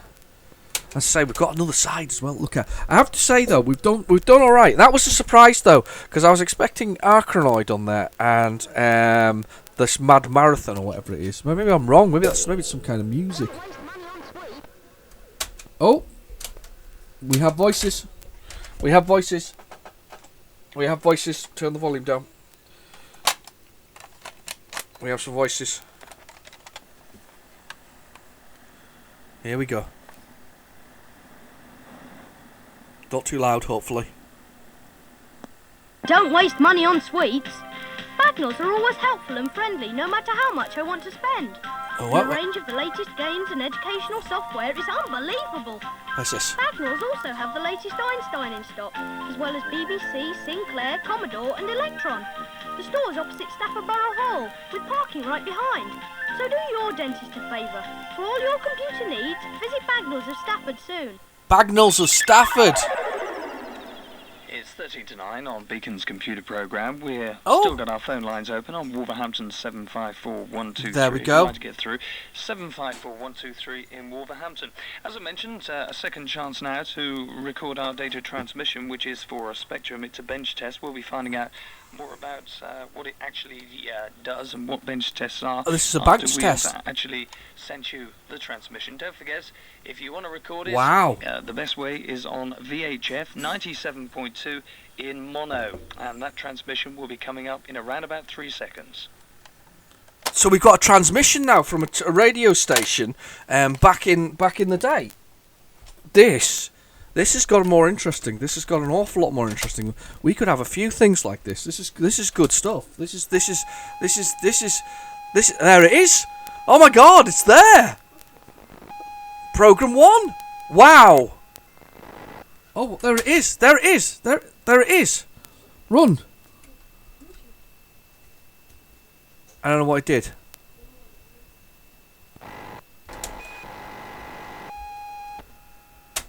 Oh, right, there's another bit afterwards. We've got another bit afterwards. So we've got this.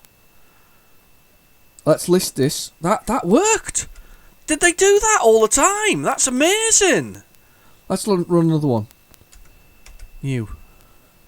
Let's load this one. See what this is. That's so cool.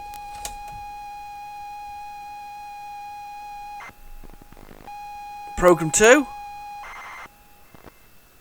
Oh my God. It's getting bigger as we go along, look. Let's run that one. Don't think it's doing anything very exciting though. It just seems to be putting some letters on it. On the screen. Nothing hugely exciting. Oh, sorry, I've got coffee. I did say that my wife was going to come in and make coffee. I said I was hoping she would do so, and she has. She's brought coffee, fresh coffee. The best.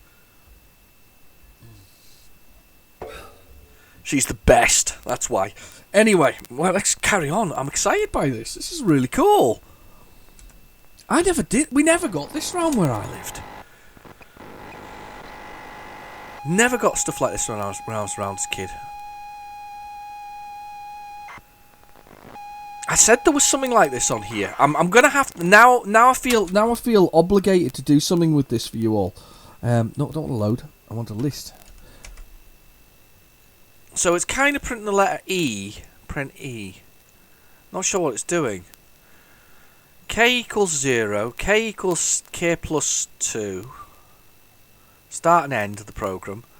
Then A equals K divided by K times by K until K is less than 1000. Go to 30. Not sure what it's actually doing. It seems to be some kind of mathematical divide down to nothingness. So, I don't... And it runs... Do you know what we need to do? It's going to take a while to run that, though, I think.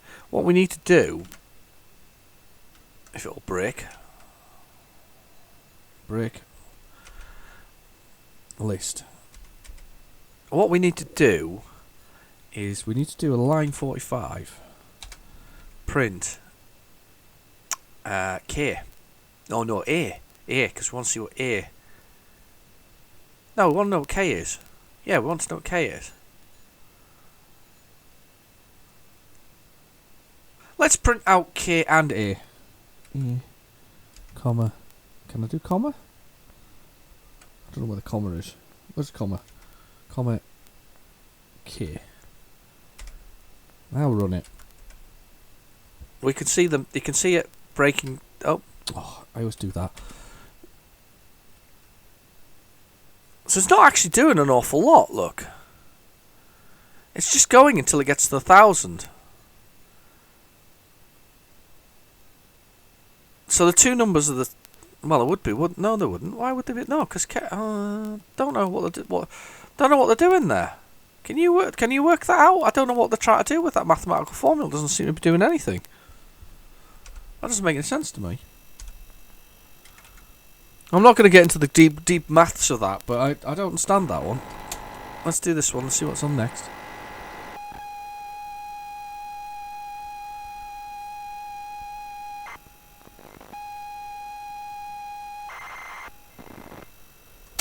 Right, okay, let's list this one. 1, 2, 3, 4. K equals that. What are we doing here? What exactly are we doing with this maths here? K until K is greater. K is greater than, I think it is, 1,000. So it keeps going until it gets to 1,000, but we're not actually doing anything, as far as I can work out. That doesn't make sense to me. Right, let's do load again. Let's see what we do with the maths of that. Just seems a bit weird. Why are we messing around? I suppose back in the day you had to learn how maths did work on the computers, but this is just a bit weird. So this is the supposed. I am assuming this is the radio station's data blast, but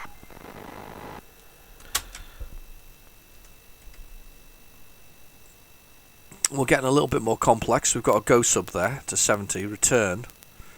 Oh, they're just do you know what they're explaining here? They're explaining the functions, how you get things to go do that. You see, within the go sub, you go down to 70, and then it returns to that place within it. So they're showing how subroutines work within it. So basically, it goes line 10, line 20 does that, K equals 0, then K equals K plus 0 plus 1, so it becomes 1 the first time round it runs, and then they let A equal K divided by 2 times by 3 plus 4 minus 5, which is probably basically 1, I would say, divided by 2 times by 3 plus 4 minus, probably, and then it go subs, and so the go sub is to go to a subroutine, and then it runs subroutine which is 70 and returns. So it's demonstrating the subroutines and how they work. So that's kind of cool. It's a bit of an odd. If this was I don't know if this is the full data blast though that they would do. There's a lot of data blast here if that's the case. There's no radio in between though, and I expected silence to be there, so it feels like somebody's actually done something else above and beyond this. These are like practice programs. So what we got here is we've got print S. Dim is a data array of 5. So there's 5 M's, so you can have 5 M whatever else it is. So you can use 5 data positions within that M. K subroutine for 700. They're just showing that larger numbers can be used. When you reach that, you go back to 300, run round until the end, and then you stop after the end of 700 at 600. Well, fair enough. Nothing very exciting going on there. Again, nothing being printed on the screen. You won't actually see anything. If I run that. That's before I press the new. If I run that, you'll see nothing but the S and then the E when it's finished. It's very exciting, isn't it? But I can see where they're coming from. It's a bit of early programming. So let's have another load. Let's go for it. Let's see what this one is. It's program 6 or 7? 7. Right, so we do another list on this. We're starting to use a few more commands here. We're using the 4 statements, so they're repeating, and what they're doing now is they're putting into sublocation of the dim, the M, whatever's in the contents of A, filling it right to the brim. So they repeat on that 4 next loop there. That basically repeats and fills up that memory location. So it's amazing. I can remember my programming back then. But to be fair, I used to quite enjoy programming. I just haven't done it in a long time. I love programming, actually. I really do miss programming. I used to program in Pascal was my fave. It was really weird. I used to C++. I used to C program as well, but Pascal was my Pascal was my jam because it made sense to me. But I think that's just, you know, some people like certain things, don't they? And then, of course, there was Delphine, which was the next version of it, which is the kind of Windows version of it. But that's a terrible sound we're making now. Are we back to the radio? Right, okay, we're back to the radio. Let's go back to the radio. Let's listen to a bit of that. Now, we've got much left of the tape. No, not much at all. Let's do that. So we've got horrible noise. And then that's our data transmission for this week for the Spectrum. It's a bench test. If anybody's actually recorded it the first time round and actually given it a belt through their machine, perhaps you'd like to give us a bell, 754-123, to let us know how you got on. Anyway, go back to the experts in inverted commas after getting into trouble last week. I think better find out what these bench tests are all about. Yes, that's right, Pete. I was going to ask Tom again because here we go. Tom, it's bench last tests. week you did describe what the bench tests were all about. What were the bench tests about? Those 7 short programs. We must say there were 7 short programs there. 7 programs, yeah. We transmitted them last week for the Commodore, this week for the Spectrum. Next week I think we'll transmit them for the BBC. But what are bench tests?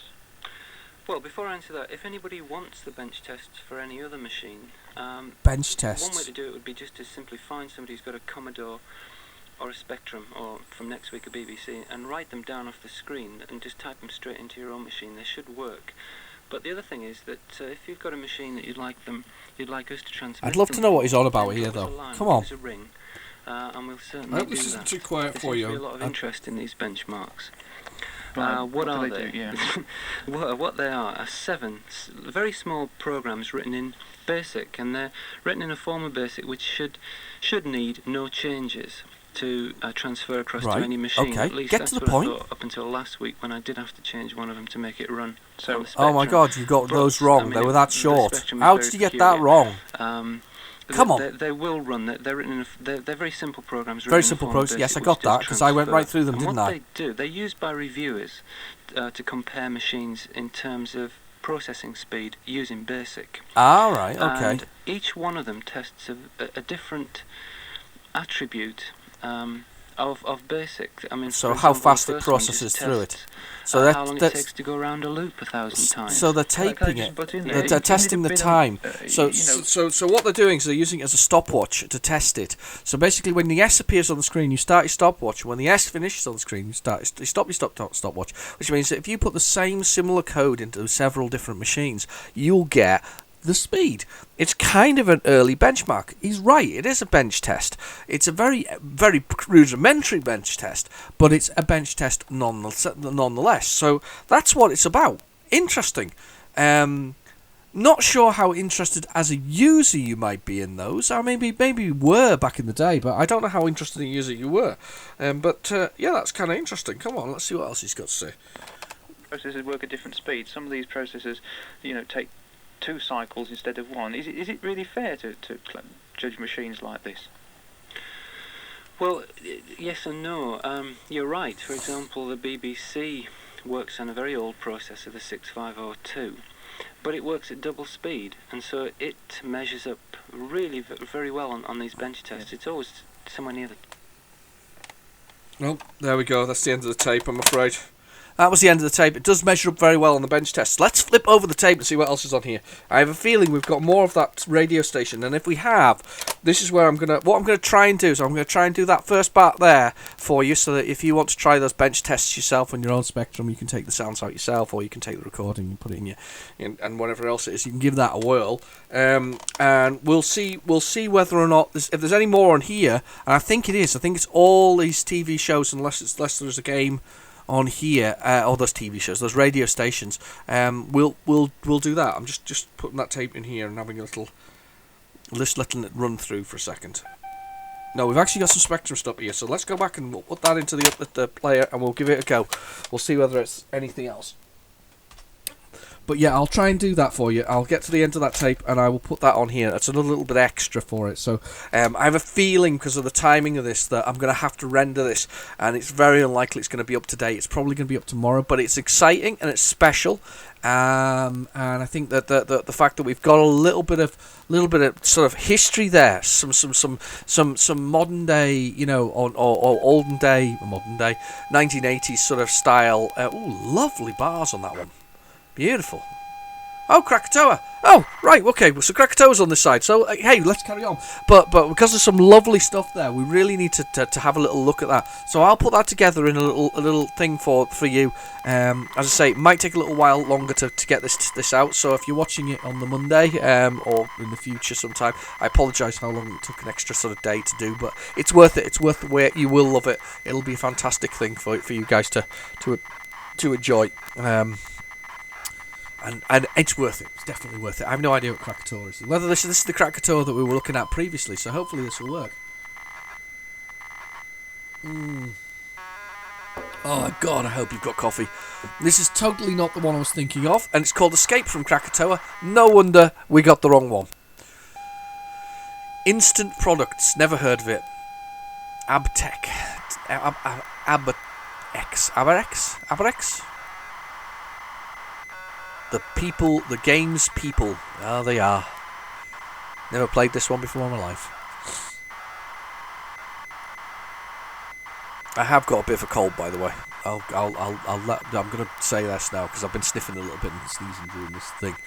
I've got a wee bit of a cold. I'm a little bit unhappy about having a wee bit of a cold, but I've just got a cold, thankfully. So, because we're not doing real life in here, we're only doing Spectrum games.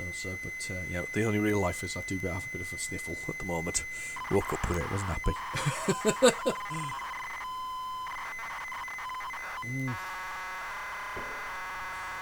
Nope, never played this though before. Escape from Krakatoa. I did like that Spanish one, but it's very, very tough. And the responsiveness of the keys was a bit of a rough one, to be honest with you. So it was a bit rough, kind of moving around within it.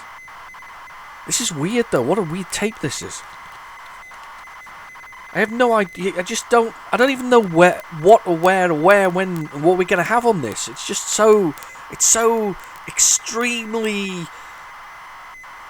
eclectic. There's a good word. Eclectic for the day. Yeah, we're a bit eclectic, so we're going along. So it's just so weird. Just a very weird tape. I think we're finished. Oh, it's drawing. I was waiting for that. That's quite nice. Nice little bit of graphics going on. 1983. Excellent. By P.W. Reynolds. Proudly presents. Okay. I'm waiting to see what happens next. Got the colours on the screen. That's nice. And Escape from Krakatoa.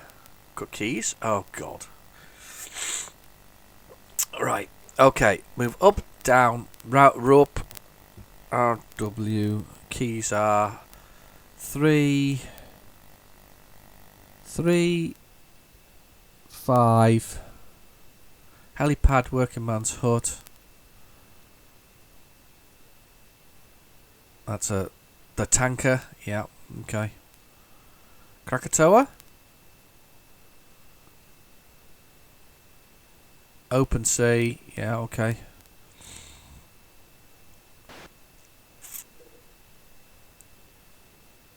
The volcanic island, okay. I'm going to press a key now, so I guess this is... right, that's my helicopter. That's a ladder up and down, yeah. Okay.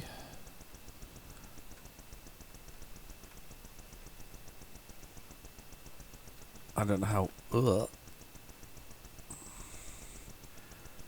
Tanker. Do I have to land on the tanker? I've got plenty of fuel at the moment. Let's go.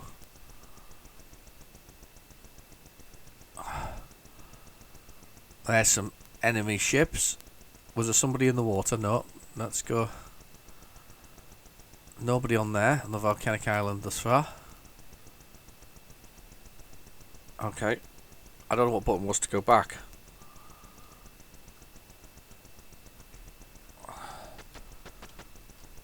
I've got a machine gun too. Damn it. Blew up. What was the key to go back? Do I have another life? Or was that it? The end.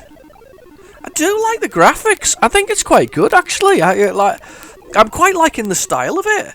I'm pleased we found Krakatoa on the end of here. That's quite nice, actually. That's quite nice.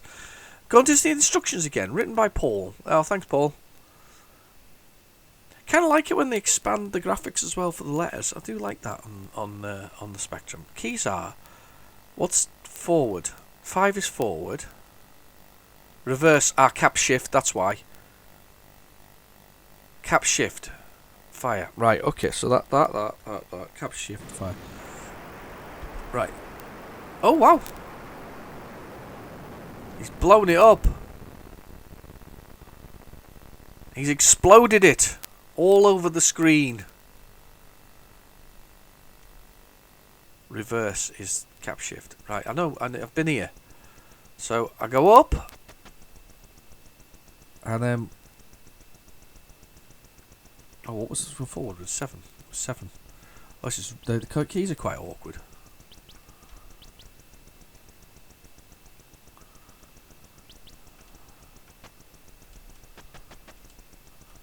Oh, there's bombs as well.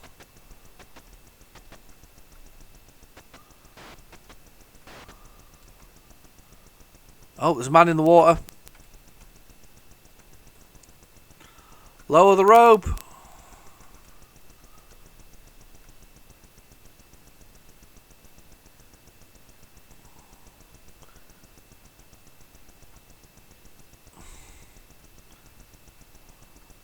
Where am I going?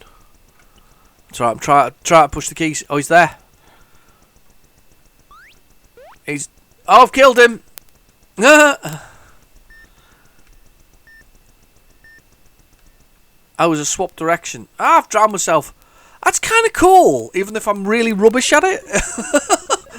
I kind of like that. Escape from Krakatoa. That's what I might actually look up. It's a shame it doesn't have anything other than keys, though. I was a bit of a... The keys were a bit of a... Wow, all over the keyboard. But other than that, it was not bad at all. I quite liked it. Let's go. Let's see what else is on this tape. I definitely heard the same TV... Why do I keep saying TV? Radio station on the tape earlier, further on. So there's yet more of that radio station and those data bursts on here. So we've got some other stuff to do. We've got some other things to do here, by the looks of things. Spiders. It's not Horace and the Spider, because they're not spiders. That's Horace and the Spider. So it normally says spider. So what's spiders? Oh, it still could be Horace and the Spiders, though, even though it was not Horace. This could actually be Horace and the Spiders.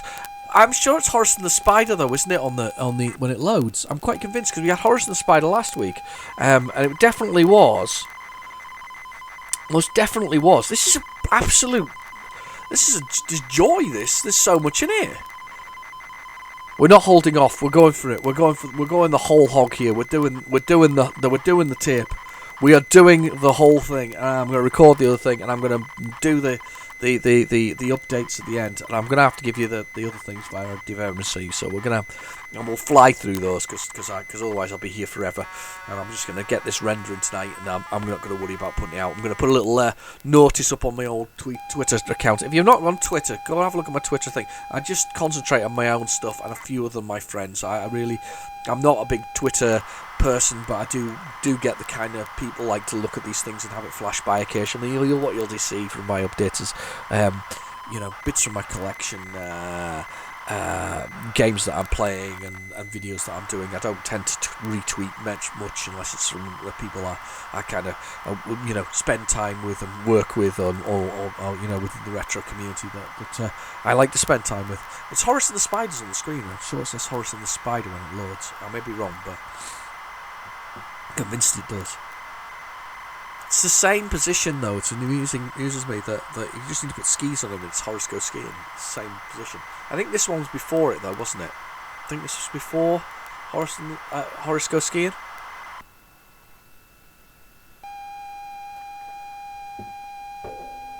This is probably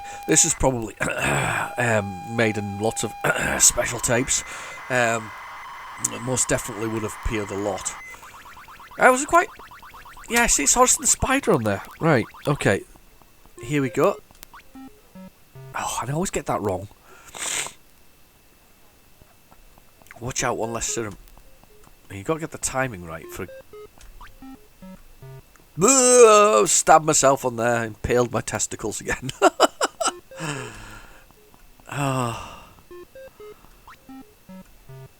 Horace goes to the doctors a lot. One less serum? What's he sticking in his... thingy? Stabbing himself with a serum in the what's it called? Right, now we've got to do this. It's always 3... How does that... Oh, come on, jump.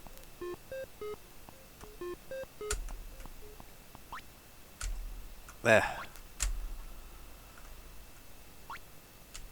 They start pulling up the things to try and get you after a while.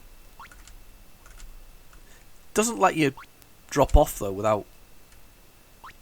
Drop. There we go, we're alright. Yeah. And then there's this bit which is not bad actually. I quite like this section of the game. Where you've got kind of... you make holes that they do and then you jump on the reds. Oh, come on. Jump on one of these. He's not jumping. He's not jumping. You're not jumping. Why aren't you jumping up and down on one? Oh, is it M? It's M, isn't it? Oh, it's M. Oh, I knew it was something. So the spiders fall in here, and then when they fall down, they get crushed on the floor. So your idea is to kill the spiders. Once you kill the spiders, you go back around it. And I rather like this section of the game. I think it looks really cool. I think it's a really nice section of the game, and it looks a nice part. They were very good for doing like multi-section, subsection things in the old days of Spectrum games. And then we jump on the spider's head, and then he falls into this next one, and I have to bash through here quickly, and then I have to bash again. And he falls through and he dies like that. And then we hope that this spider here does the same thing, and he hasn't. He has not done it. Naughty spider. Come on, spider. Here you go. Gotcha. Sorry for the buzzing. It sometimes happens. I think it's something to do with the age of equipment sometimes. Oh, what an idiot I am. A little bit of buzzing in the background. This one. This is why I don't like the Spectrum as much as the other one, because the other one's got less of that sort of background.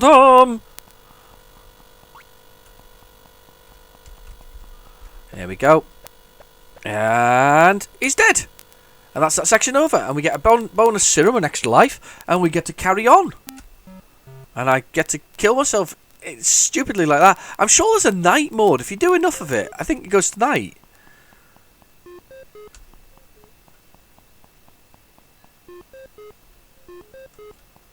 And that's it.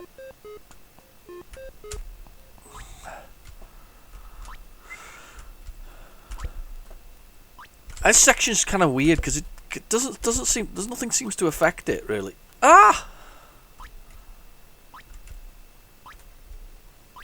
That's a good game, this one. I do like Horace and the Spiders. I do think they're good. I do like the Horace games actually. I'm Here we go. Bash, bash, bash. You're dead. One spider down. There'll be a lot of people who love this because they don't like spiders. Me, I'm not bothered. It's dangerous to go on. Serum's all over. Sorry, knocked the screen there. Just trying to get the picture up properly. Right, okay, on we go. Let's see what else is on the tape. There's so much on the tape. It's so cool. All right, okay. And I've even had another cup of coffee, which is even better. So I'm like really hyper now. All powered up and ready to go. It's fuel I require for work. Must have coffee. Okay, let's see what we got. Oh my god, there's more! I can't believe this. This is action packed. Hunchback. I have no idea what's on this tape. We're just completely in uncharted waters. This is proper good stuff we've got there. Hunchback. This is the one where I always say it hasn't got the beautiful cover that the second one does when it loads. The loading screen is just this green nasty thing. Unless there's different versions of it. I've never seen another version of Hunchback with a newer screen. This is always the same sort of thing on it, and it's a terribly tough game. And I know it was actually 2 games. They split it in half so they could have a Hunchback 2. And Hunchback 2's hard. And Hunchback 1's hard. The only thing redeeming quality is the beautiful cover art, which is just absolutely gorgeous cartoon 80s goodness. Otherwise, it's just really tough. Look at those beautiful lines. That's just beautiful. Hunchback. I hate that loading screen.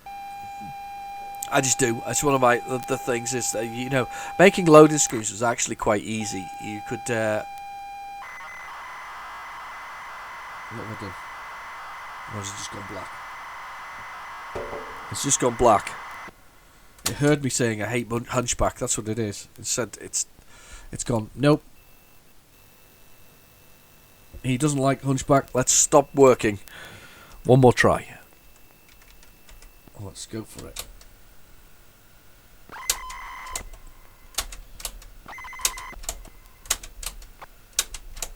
There we go. Back to the beginning. We're away. Oh, that's the screen. Need to go a little further.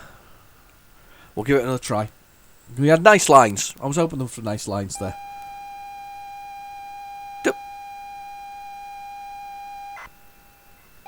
Yeah, I just feel like because creating loading screens is quite easy. What you do is you generate a screen by you can use the plots and the draws and all the other commands there, and put dots on the screen and text and whatever else is, and then you just do save speech marks, the name of the file, close the speech marks, and then $screen, and it saves a screen. It just saves the screen that you've got there. We found this on one of the What's of the Tapes a while back, and it was somebody saved the screenshots from them all, and you just save the screen. And then you load the screen by doing load and $screen, and it loads the screen, and it just loads the screen. And there's no beyond saving what's on the screen. It's like an old print screen of sorts. That's what you're doing. You're pressing print screen and hitting the save button in something. That's literally what you're doing with it. So so you could have done a beautiful screen for the Hunchback, and like the second one has. With no overhead to the overall game. The only overhead that's attached to this is that you've got another. I think it takes between 20 and 30 seconds to. It does not like this game. It does not like it. It does not like Hunchback, and I don't like it either because it doesn't like Hunchback. Right. Okay. Let's go for it. We're going to push the reset on the Specky, and we're going to go for the reset. We're going to go for the PlayZX on this one again. But yeah, there's no overhead to the Specky for that. There's no programming code that's left there. In fact, some people use it to cheat, because what they would do is they would load the menu or the layout of the screen, thus not requiring that memory space used beyond what was already on the screen, and then they would put their game within the box that they'd loaded on the screen, which is kind of clever in the long run. Hunchback from Ocean, yes. Done. Right, press the play button once this is loaded. Didn't.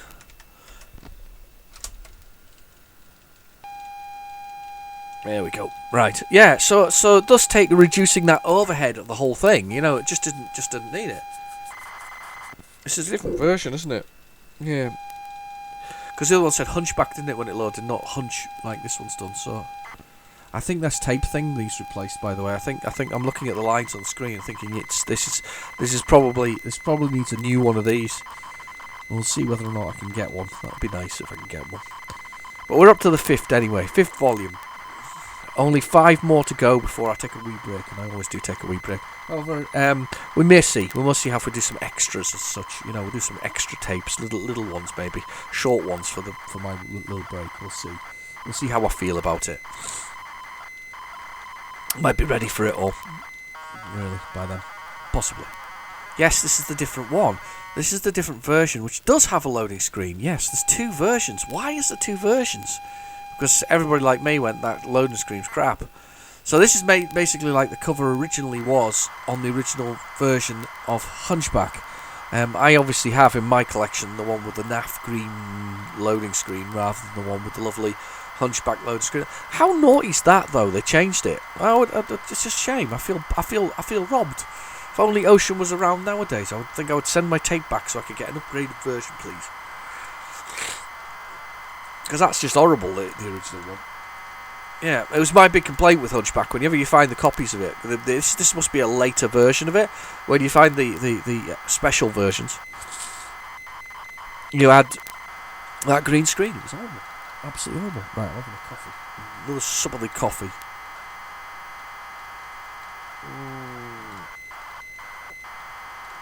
Oh, that's so good.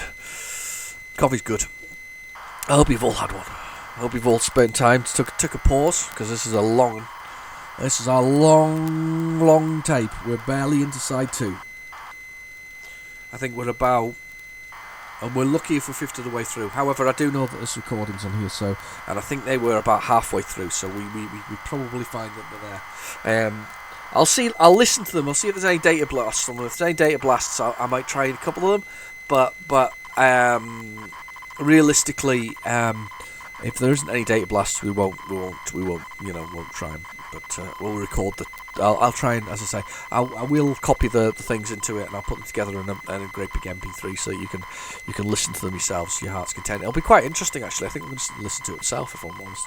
So let's get the history of the whole thing. See how people used to. I mean, to be fair, that was the thing. Microcomputers back in the 80s were very, very important. The country, the government of the day. Felt that the investment was really important in computers and technology, and do you know it worked.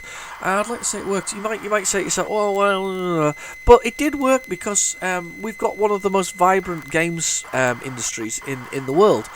We did develop a lot of software, and we still have a vibrant games industry, even if the government of the day back then never managed to instill it in the government of today that's an industry worth saving, or worth investing in, because it's worth billions and billions and billions and billions and billions, and it's also high level intelligent work that you want people to do, something that we all should love. We should all love games and things. So it's just one of those things. But it was back in the day. It was very important. They wanted to teach everybody. All kids had to have touched a microcomputer and whatever else.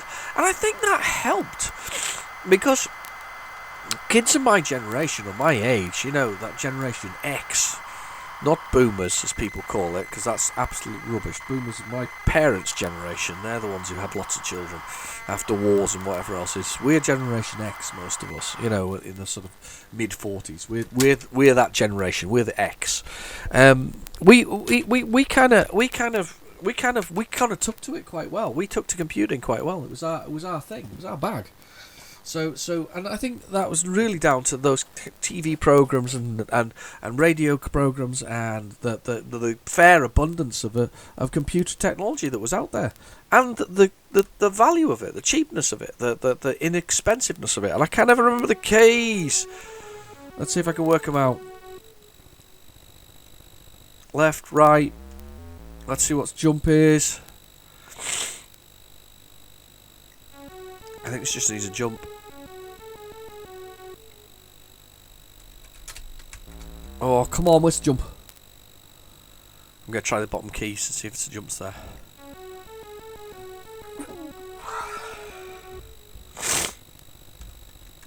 Oh, come on, where's the jump? Oh! Look, I'm going to save time, I'm going to find it. I should have put it on the joystick, shouldn't I? Because I've got a joystick. Let's put pressing the key. Sinclair interface 4. Just put it on the joystick, save time. And it doesn't work. Oh, I hate these Sinclair interfaces. They're so random about what they are and aren't. It's so annoying. It really is. It's just brutally annoying. Just die then. Die, man. He's gonna die. Let's find out what the keys are quickly for this one. And back. We'll just find it quickly while he's dying. I've even been on it before because I always have to find the keys. Symbol shift. Of course it's symbol shift. Of course it's symbol shift. Right, 1 for keyboard. Here we go. Let's go for it. And I've landed on it. What an idiot.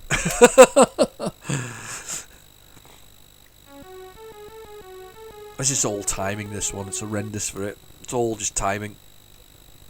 There we go. There we go. 900 points. You always get 900 points. I don't think anybody can get any less than 900 points on it. And you fall off there because you have to just put your little toe across the edge of it. That's it. You're dead. Just touch your little toe to it. I missed it by a minuscule amount. It's ridiculous. Any key, number 1. We're going to have another go. One more go. We're going to whiz across the screen and do it like... Here we go. There we go. 900 points. Everybody gets 900 points because no matter best will in the world, you're not going to do better than that.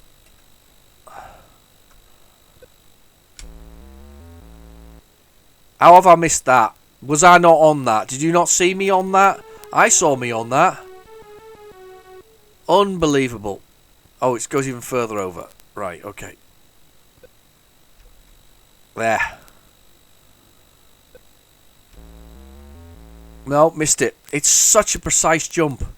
Really is. Such a precise jump. Extremely annoying. I mean, the thing is, not only does the pit kill you, but the fire does too. Isn't that ridiculous? So if you didn't get killed by the pit, the fire's got you. Oh, I missed it by a minuscule amount again.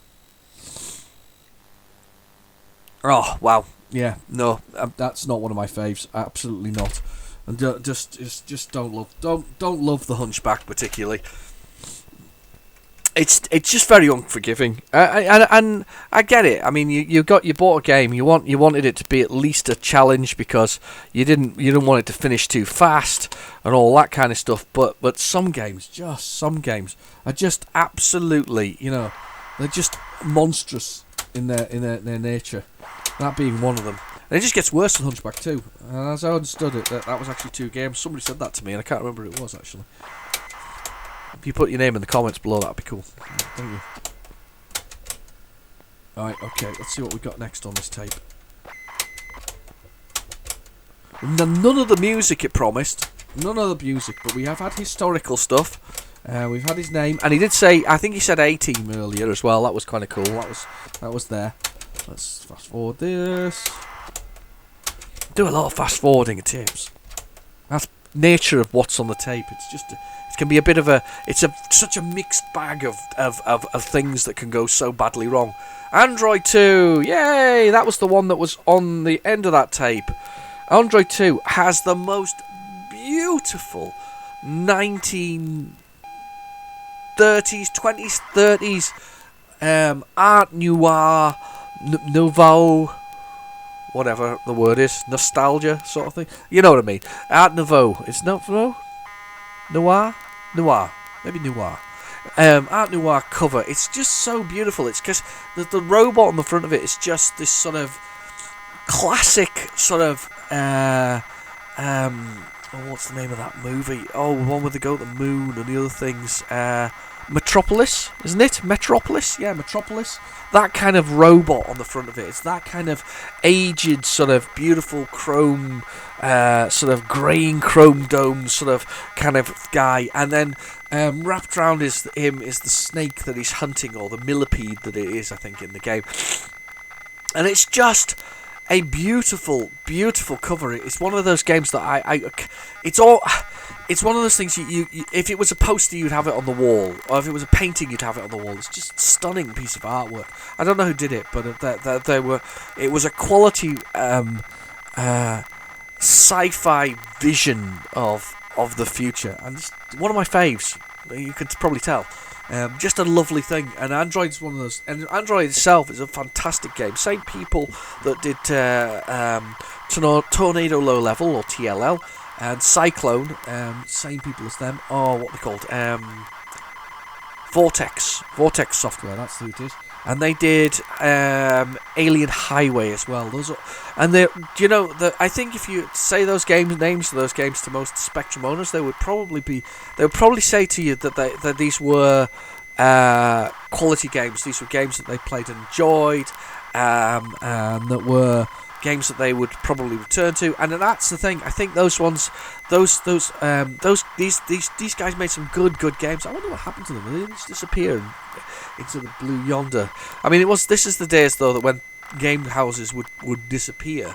Whereas nowadays, they get eaten by if they're good enough, they get eaten by some AAA title place, and they scoff them down, and we never see them again, or they produce garbage from then onwards based on whatever else is. I know somebody gets rich in the process, but God, it's worth it sometimes.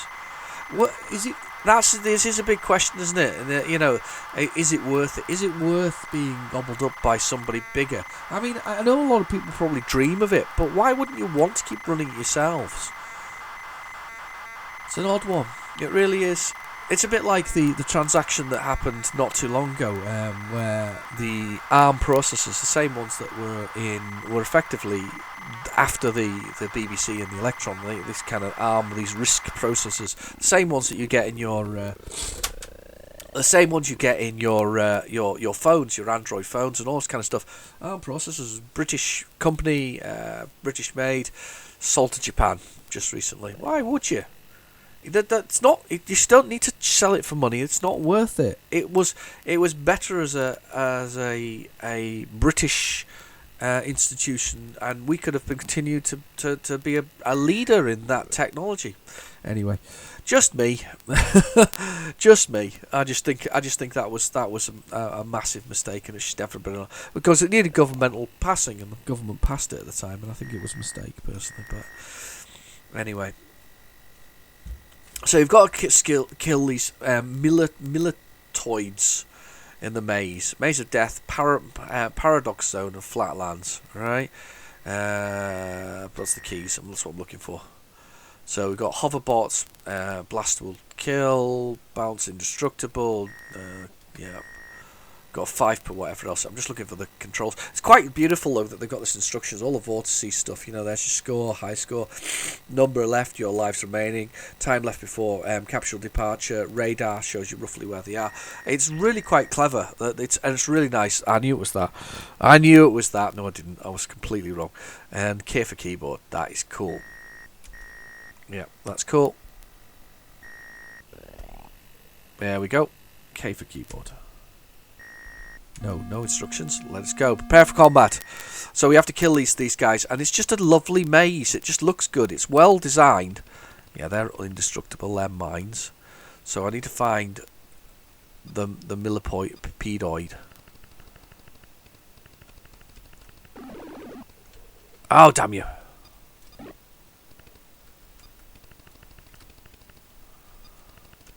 There it is. There's one up there. Look, there's 2. You got to shoot them in the head.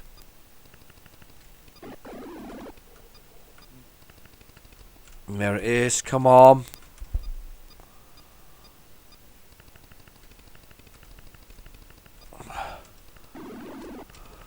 Oh, damn. No! It's got me. I was almost got that snake. He was a bit damaged, but I almost got that millipedoid. Almost got it. No instructions. Let's get one more go. We'll have one more go. We'll enjoy this. It's a good one. Right, okay.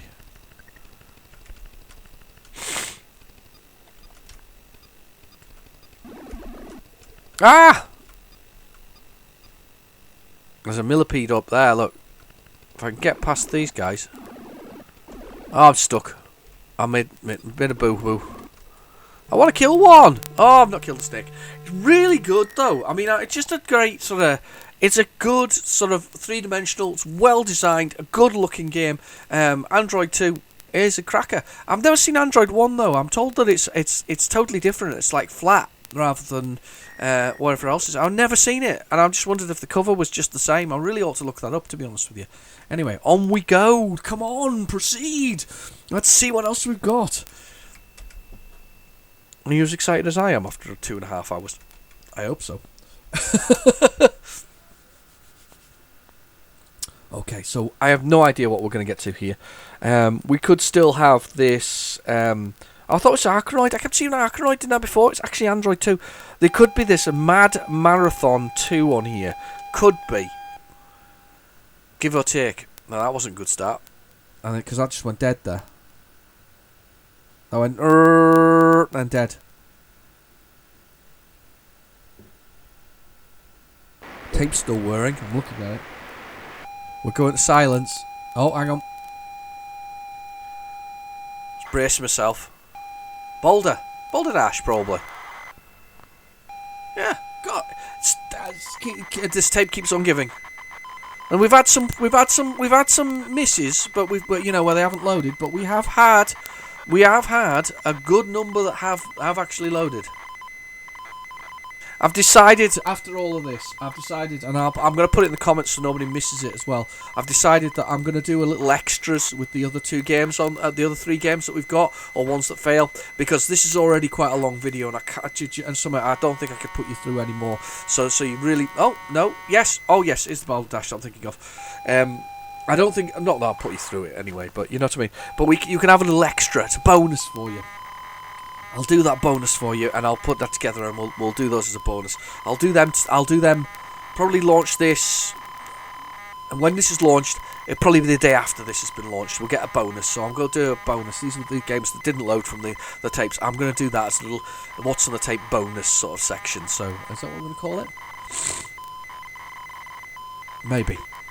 I'll see how I feel. but because otherwise this is gonna take a long time to render. And I want to get it up for the Monday morning because I really want to, get you all start the day right, give you something to watch. So something good for a Monday. But we're gonna do this as a bonus. We'll do this through as a bonus. That can give them a little bit more time as well. Instead of just rushing through them and going, oh, that's what it is. But I'll still do them from the Div MC. We'll put them on. We'll stick them on the screen. We'll do all 3 or however many we get to that we need to redo again. So just because there's so many things going on with this, so many things, including that recording that radio station for you, so that you can try those programs yourself. To be fair though, as the guy said, you could copy them down off the screen yourself. I wondered why it was doing that though. I was looking at that thing, I was wondering what they were doing with it, and it turns out that it was purely timing, wasn't it? It was S start and E end. When the E appears, that's where you stop the watch, so you could time how fast the processing was done. But it'd be interesting to see that. In a strange way, I'm almost wondering now whether or not that's something worth benchmarking for the fun of it anyway. On something like the Spectrum itself, you could try benchmarking this one for these various basic commands. But they were, as he said, that's already the flaw. It's the basic commands, isn't it? It's not the machine code. It's the basic commands that it's running through. So that's the flaw in the whole sort of program as such. Sorry for sniffing. But those are the basics. So I don't know. It's just a bit.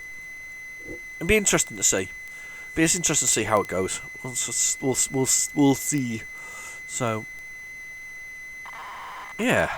But I'd like to see it against the things. I don't know what it would really prove though. All it does is prove basic commands, and if people are writing games in PlayZX, it's slower probably on this one rather than that one, and it doesn't. I'm not sure that it proves an awful lot, if that makes sense. Not an awful lot at all, but we'll see. Boulder Dash though, was this an arcade game? I want to say it was, but I don't think it is. Yeah, you answer that in the comments below, because I'm not sure it was. Right, okay, so got keyboard on. What we got? So EF is up and down, left and right is M symbol shift. No. Can I use a Sinclair joystick? Yes, I can. Number 2. See if that'll work. I'm hoping it will. Right, okay, start the game. Press fire. Yep, fire's worked. Okay, it's making noises like it's loading.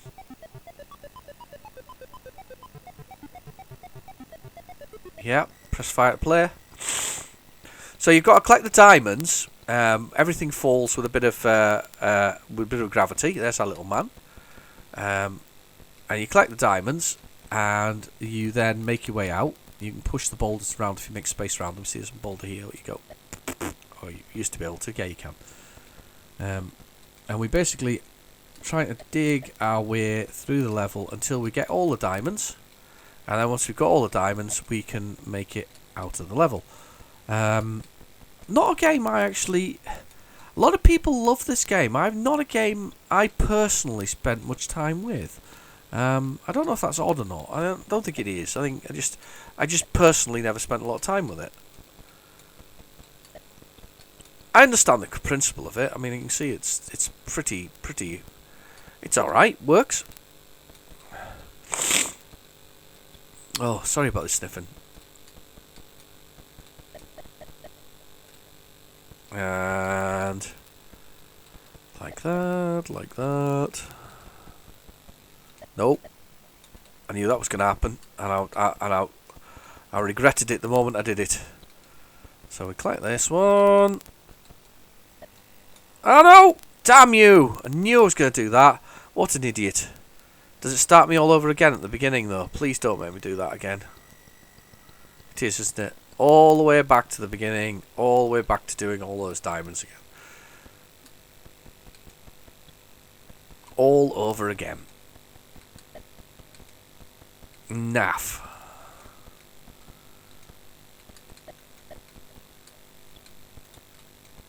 Right, okay. The screen takes a little while to scroll to catch up with you as well. It's a bit weird.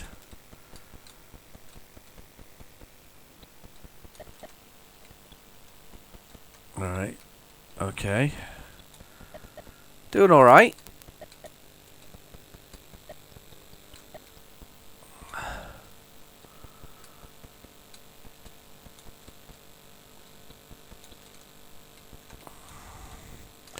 Okay, on we go.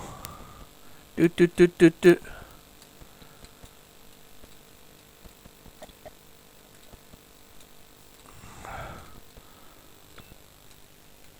Right. Oh god. There we go.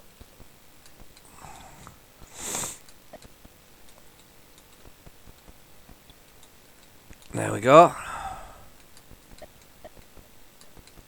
Alright, on we go. Oh, damn you! Oh, I can't believe I did that. That was my own fault. I was just doing stupid there. I should have pushed the other one out of the way and gone past it and done it. But you get the general gist. It's not. It's Boulder Dash. Everybody's played Boulder Dash. I think it was called Repton on BBC, and I'm not sure. Oh, I know that. A friend of mine was obsessed by it. He wrote when I used to years ago. I used to write software for well, I had a software company. Actually, we used to write games. Days of the DOS, by the way, and beginning of Windows, and we were still writing DOS games. And we used to. He wrote a version of this for shareware, and we sold a few bits. Not sold a few bits, but we had a bit of shareware out there. Never actually sold any. Nobody bought any. It was a strange old time. It was like the birth of the internet, but not quite. You know, and people downloading stuff. I think if we'd launched 5 years later, it would have probably worked, but it didn't work there and then. I still have a copy of all the code though that we wrote, because I sold my half of the company to him, the name and the company, just as a partnership agreement. I sold it to him for a whole £1. That was how much it was sold for. There was a pound past hands and a little bit of paperwork signed to say, yeah, you can have that. So he got the name. I don't think he did anything with it. He just kept it. So it's all his. But I kept the code. That was one of the things we were allowed to keep the code, the stuff, the subroutines that we created. We created a lot of subroutines, some very clever ones actually for shifting pixels and all this kind of stuff on the screen. But it was all based on, CGA graphics and MCGA graphics and EGA graphics and VGA graphics. It wasn't anything much cleverer than that. We kind of based it all on that, and we weren't into these sort of voodoo cards and all this kind of stuff, and it was all still 2D for us, and that's where we stuck. I still have some of my games that I wrote. They're still around. No idea what this, by the way, is full. Could be Full Throttle. Very likely to be, actually, from the colour of the screen. So this is a game I didn't have. I think somebody sent this to me recently. don't know. Either that or I bought it myself, one or two. But sorry, if you've sent it to me, thank you very much. If I bought it myself, thank me very much. But Full Throttle by Micromega, I think it is. I've never played it before. I was quite impressed when I saw it last time. Yeah, that's the one, Micromega. Wow, look at me with all the names. Getting quite good at this. Same guy who created 3D Death Chase. Bit of a. The 3D Death Chase is way up there. I wonder if this guy, is he called Michael? I'm just going to assume he's called Michael. I wonder whether or not Michael, is kind of. He must be a legend at this point, wherever he is. Hats off. Cheers, pal. That game, 3D Death Chase, a 16K game, is still in sort of the top 10 faves from all Spectrum users. We all loved it. It just played so well. It was just a perfect arcade, whatever else. And Full Throttle's another great game that he created. Anyway, what was I saying? I can't even remember where I was at. Come on, tell me. I'm waiting for you guys. You just sit there quietly. I'll continue. Right, okay. So, where was I? I can't even remember what I was talking about. I've just completely lost my thread there. I hate that when you do that sometimes. I mean, I'm trying very hard. I want to sometimes go off at some tangent with things that I'm talking about. And I head off on a sort of a weird and wonderful route, and I'm discussing something quite randomly. And I try and remember where I started from, so I can come back around and round back on it, so that we can so that we can remember what I was doing. But just then, that one went a blank. To be fair, we're a good couple of hours into it now, so maybe it's fair that my brain is melting a little bit. No, it's not completely melted. It's still there. It's probably not enough coffee. That's what it is. So not enough coffee in a cold. Yeah, not what you need.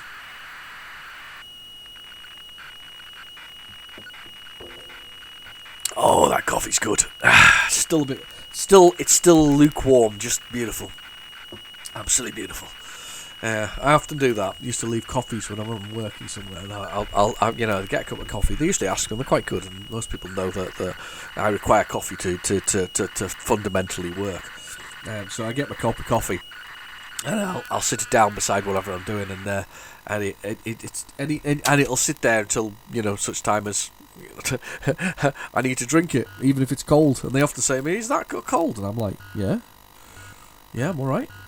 I'm good." Interface 2, that should work. I'm reluctant to try this if it doesn't work. Let's just do Donington Track. Let's just do 4-start racing. Oh, it does work. We're aware. It looks good, this one though. It plays really well.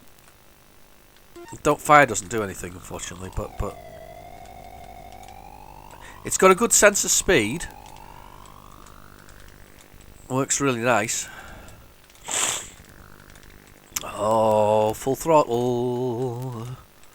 Oh, that's a great game, isn't it, Full Throttle? Have you ever played the LucasArts game, Full Throttle? That's an awesome game. I believe it was on the Dreamcast as well. I'm quite surprised by that, actually. But Full Throttle on those is just a fantastic game. It just looked good. 40 other riders. I'm just started at the back. Didn't even get a qualification here, That's the thing. But Full Throttle's a really good game. Just about bikers and I think it's girl threatened kidnapped. It's a point and click adventure. Very good. LucasArts. Well, actually, there's another company. That's a travesty of things as well, isn't there? LucasArts, burying Floor 1313, the game, and the other one that was being created, was it by Ubisoft? When all the merger went ahead with Disney. God, what a mistake! For single player games. I am still to this day absolutely confused by the AAA industry and the fact that they're saying we don't want single player games. It's absolutely untrue.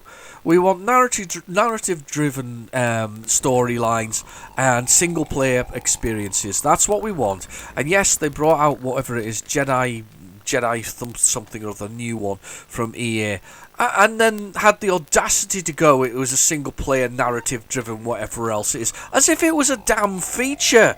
Oh, it's a disgrace. that you should describe that as a feature. It really is. You should hang your heads in shame. And I feel very sorry for the excellent and well, coders and developers that are there that have to put up with management like that. It's just bad form, gentlemen. Very bad form. You know, that we do love these things. We still love a good narrative. You know, a game that comes with a good narrative is sometimes 10 times better than other things.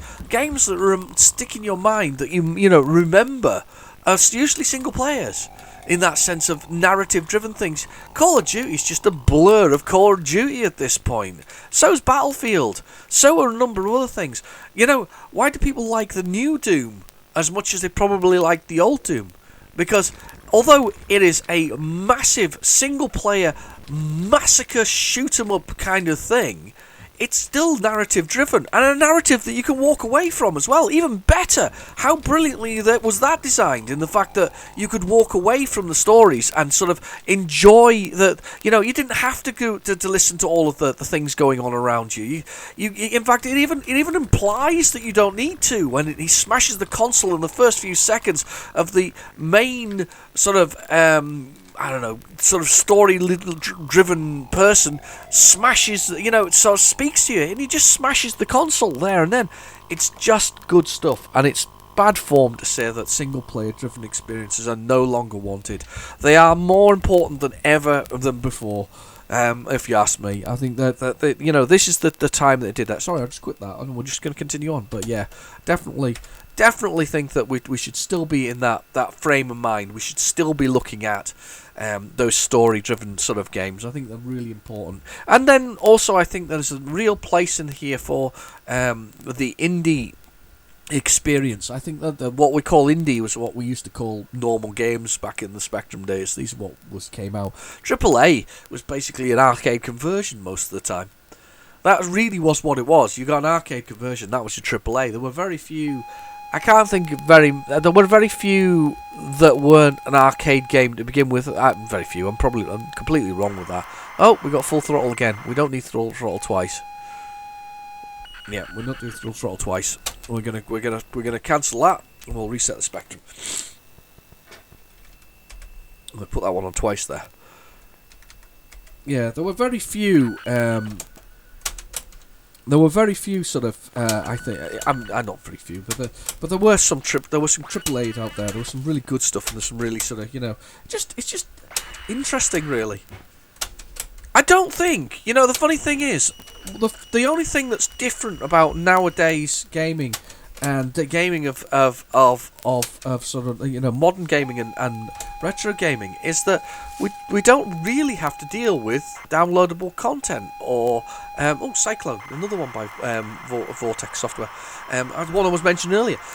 We don't have to deal with that DLC. Now, I'm not a disliker of it because it did exist. If you think back to, always think of Diablo, and Diablo had Hellfire, which was an add-on from Sierra. Actually, I don't know where that came from. Sierra was allowed to create that when Activision created it first off. The game or Blizzard. Was it Blizzard? Was it Blizzard first? Or was it Activision Blizzard? Blizzard. I was one of the two of those. Blizzard, I think it was. Blizzard created Diablo. Sierra added the monk to it to give you the Hellfire add-on. So it did exist, but it gave real benefits, and there was none of those question marks about bloody costumes and whatever else it is.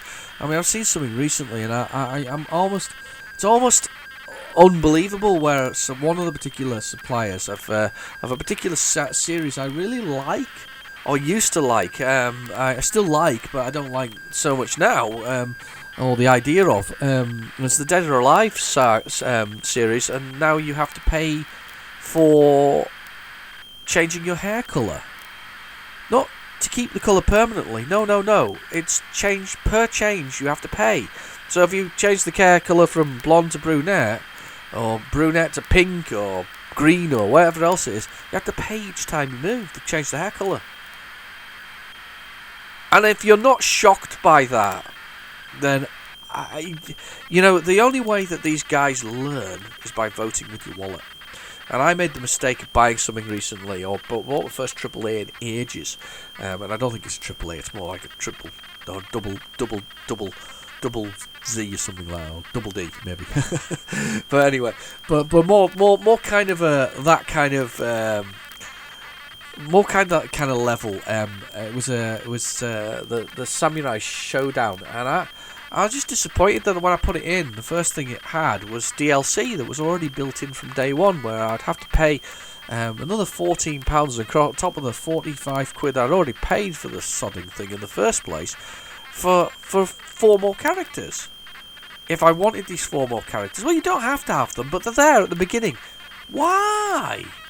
Why aren't they later? Yeah, you can give it to me in 3 months' time that the DLC's there, but don't give it to me right straight away.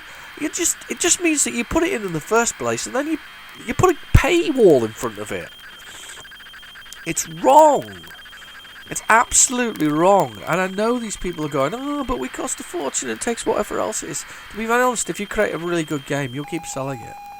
And you'll keep selling it for quite a while, to be honest with you. So I'm going back to my original position on AAA titles. I don't intend. Oh, damn you!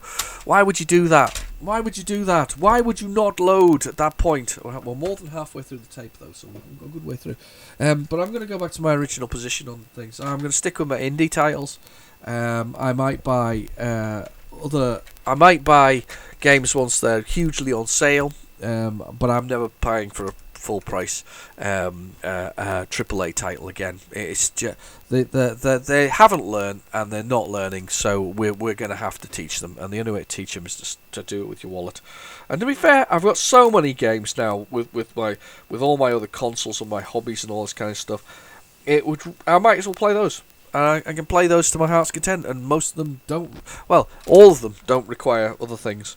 Have you seen the specs for the new Xbox Series X? I just must bring this up. It's a bit of modern day gaming as we're there. I've got the X and the PlayStation 5. Maybe I'm the only person in the world who's very unimpressed by this. Possibly because maybe I'm not. I know what we're going to get with them is, hopefully in the case of... I'm just looking at that, making sure it's loading properly. Mostly in because I don't know. I know what we're going to get as exclusives. Certainly with PlayStation we're going to get exclusives, but they couldn't even manage to get backwards compatibility properly done. It's maybe compatible with some PlayStation 4 games, but they can't guarantee it. Why not? Why would I buy a PlayStation 5 now when it's not even compatible with my PlayStation 4 collection, the downloadable content that I've done? Whereas Sony's Xbox Series X, which is basically just a big old PC with some bits of fancy stuff in it, and I'm taking saying that to be too unkindly. Same with the PlayStation 5, but. Why would I buy a PlayStation 5 if I can't play all the PlayStation 4 games I've already got? I don't want to keep a PlayStation 4 because they're noisy and loud. Well, certainly mine is. It's noisy and loud, and I don't like the fact that it's so noisy and loud. Why would I want a PlayStation 5? I mean, I bet that's noisy and loud as well, because I'm only interested in the decibel levels off these plumbing things. The point is, you better put a disc in and you play it. Why would I want that? In fact, I'm getting to the point now where I'm going, why have I got a PlayStation 5? The only reason I'm keeping it is because I've got a fair library of games, and I've let my PS Plus thing expire. It's just daft. And same with the Xbox One and the Series thing. I'm going to let them a contract on that. A subscription on that. I'm going to let lapse as well. I'm really very little interested in what they're doing. I just don't. I used to like them because you put a disc in and that would be disc would have everything in it. That's just what was good about the PlayStation 1, PlayStation 2, even PlayStation 3, and the PlayStation 3, but Xbox 360 kind of that generation was great. It was on the disc. It was all on the disc. It all ran from the disc. If you don't plug a network cable into the back of a PlayStation, an Xbox 360, and you put a disc in, it'll still work because everything was on the disc. So yeah, there was DLC for it, and there was starting to all that microtransactions and crap. Yes, it was there, but generally the thing was run from disc. So from that generation onwards, now we're into this new generation where you put the disc in, the first thing you're faced with is a massive download for most cases. And if you put the disc in without connection to the internet, well, I don't know. I've never tried playing one of these ones when they're not absolutely 100% sort of covered by whatever they're doing. So I don't know. I'm just a tad disappointed, really. And recently, I went to the trouble of, and I thought, do you know what? I said, I'm playing a lot more indie games, so why am I paying a fortune for an indie game, which technically is exclusive to the PC range? Here's the stat. Somebody posted a stat the other day about PlayStation 2, and it said on PlayStation 2, it said on PlayStation 2 that PlayStation 2 sold 144 million consoles worldwide during its entire run. Okay, fair enough. That sounds super impressive until you take the PC stat. 2019, 246 million PCs were sold in 1 year. So I'm not suggesting that obviously that all of them were for games. No, not at all. But what I'm suggesting is that I'm just looking at the keys. So it's 1 Q O P N sorts view, M for map, and X for forward. Right. Okay. Pretty good game this one. We can enjoy that. But I'm not suggesting that in any way that all those PCs were for gaming, but a significant number would have been. So I took the plunge and I bought a Intel NUC, which is a very small computer. It's probably, I'm looking at it right now, it's probably 25 centimeters long by about 20 centimeters deep and about 2.5 centimeters high. It's minuscule. It's less than 2.5 litres in size, and it has more power than both my PlayStation 4 and Xbox One. I can run everything in 1080p. It's got 32 RAM in it, and I don't have to worry about all that other stuff. It runs Doom beautifully. If you look on my channel, there's some footage of it. Obviously, I've recorded it in 30 FPS because my computer, my recorder does at 30 FPS. But point is that it's a beautiful big kit.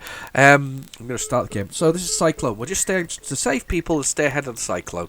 So that's the aim of the game. So this is us with our little helicopter, and we rotate, and then the Cyclone comes from one direction. If I do M for map, you can see the Cyclone. There's a helicopter, and Cyclone's down in the bottom corner there.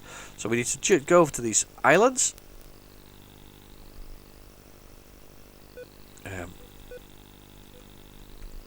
And then we have to see, beware aircraft, and we try to collect these crates. I think is the answer, is what we're meant to be doing. See, it's got 5 crates at the bottom. They're supplies.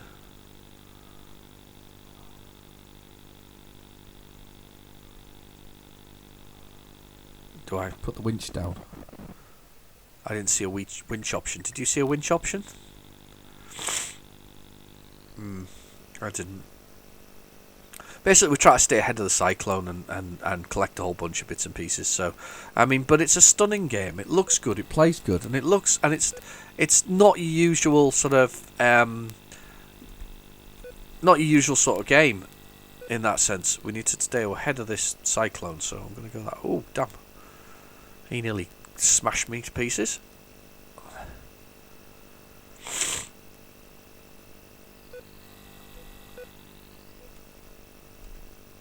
Okay. I've run out of fuel. Damn, I forgot about that. Yeah, because you have to collect fuel as well. I can't remember how you... Oh, I haven't let the thing fill up. That's what I'm meant to do. You're meant to let it fill up before you take off. Look, I'm stupid. Gotta go back here. Before it runs out of fuel. And I've got to land here, and I've got to let it fill up with fuel. I'm so stupid. Look at this.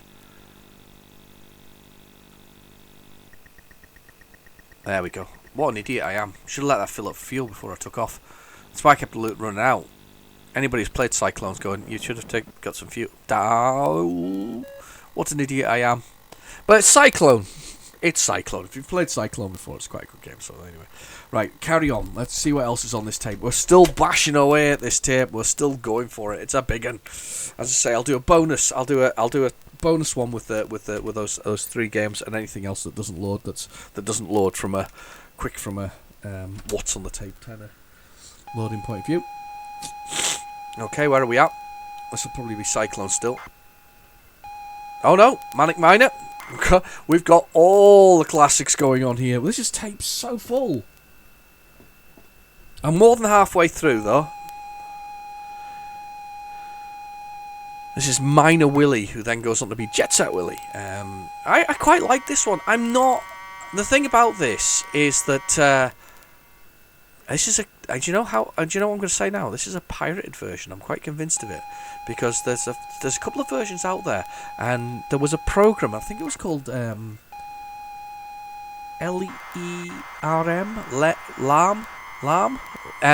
I used to have it as well, and you could basically, if you had it loaded, you could load it into memory. It was only good really for games that were about 16k because it used a bit of memory itself in the first place. So if you had a 16k game, which I think Manic Miner is, well, I might be wrong, but it was big. It was small enough that it would go into memory. So you basically loaded the game with this other program loaded, and then you could use that program to save the game. I can't remember how it worked exactly, but it basically it would load it into it, wouldn't it? That was what it would do. Load it to memory, and then it would dump out the game into a way that you could load it. So this is one that's been done like that. This is a load in and a dump out, because you can tell by the sort of bytes thing. Because normally there's like a screen here with Manic Miner that flashes on and off and sort of circulates while it's going. Yeah, it that looks like the thing that was there. But Manic Miner's kind of it's a bit of a this is a bit like Chucky Egg. A lot of people prefer Chucky. Some people prefer Chucky Egg. Some people prefer Manic Miner. You're either one way or the other. Some people think this is incredibly overrated. Some people think this is the best Spectrum game ever written, and that there is nothing better. I love it. Would it be amongst my games that I would buy? Probably yes. If I was gonna buy, I've said about this about favourites. There isn't a favourite.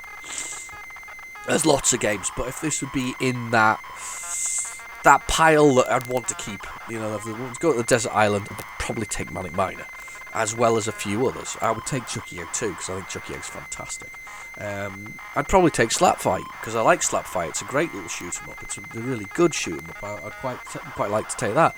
Take Android. Probably take Ant Attack that we've just played before. Jetpack. Most definitely Jetpack. But you see, this is what I mean. There's not one for me. There's like lots. I can't just go. I wouldn't. I genuinely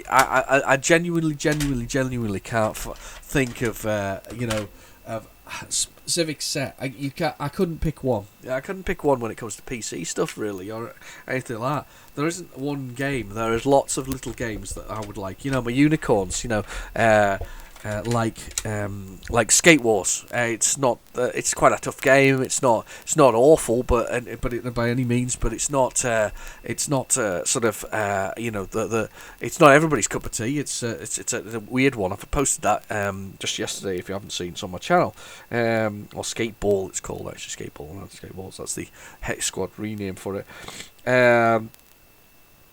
We've got that one. Done.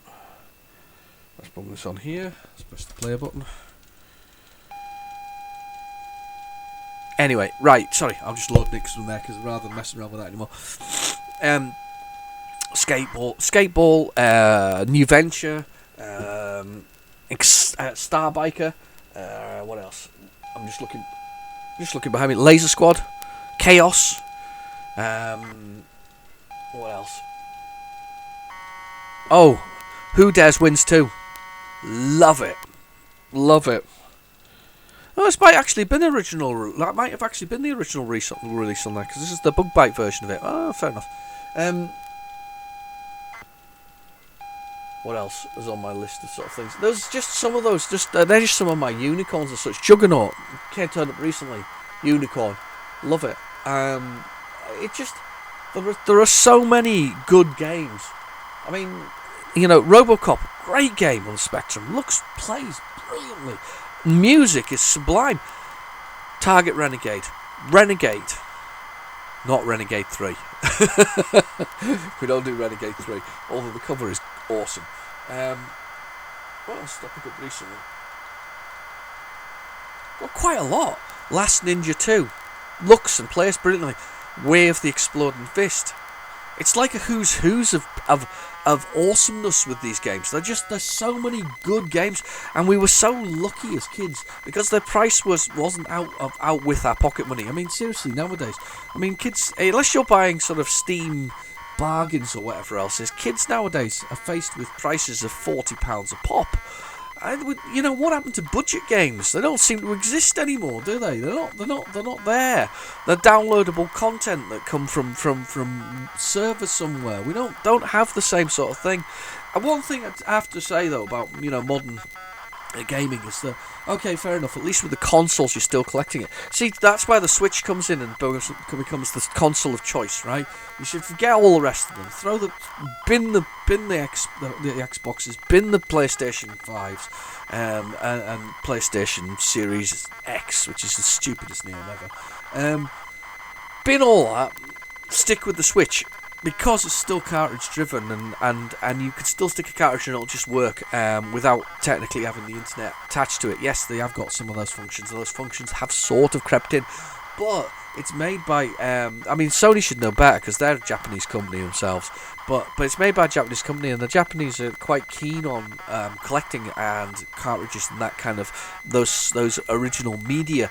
And as a result, they've got a good selection. I mean, I've had to buy some stuff from sort of, you know, from abroad to get. I mean, I got some games a number of months ago from mainland China for thankfully it came via a different route. It came via Europe, but I bought a bunch of games there because they don't appear in the UK by standard, and in fact they're quite expensive if you do buy them in the UK. But the point is that that's where retro collecting still is. That's why the Evercade is quite an interesting thing as well. There's this thing called the Evercade that's coming out shortly. Well, I say shortly, as soon as anything clears up, if you know what I mean. But the Evercade is coming out, and they're aiming at theirs to do retro gaming, aimed at the retro community. So it's a possibility that you know, that's maybe successful, and they're only doing their cartridges, which have between 6 and 20 plus games on them, for £15. That's almost kids' pocket money nowadays. I mean, maybe not quite, but you know what I mean. It's not out with a purchase price, and especially if you get 6 games on it. But the thing is, you're not going to see kids buying them. That's the thing. It's going to be old fogies like me who buy them, you know. But it's just an interesting idea because it's a handheld as well as something that can be put on the screen, you know, onto the telly, and then you can use it from the telly.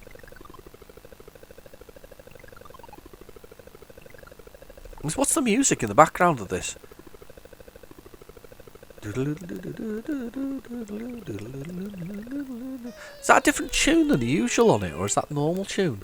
It just sounds like it's different for something. Don't know if that's normal tune. Anyway, so the idea of the good old Manic Miner is to collect all the items that are flashing within a single room. I like it because it's arcadey. It reminds me of Chucky Egg in that sense.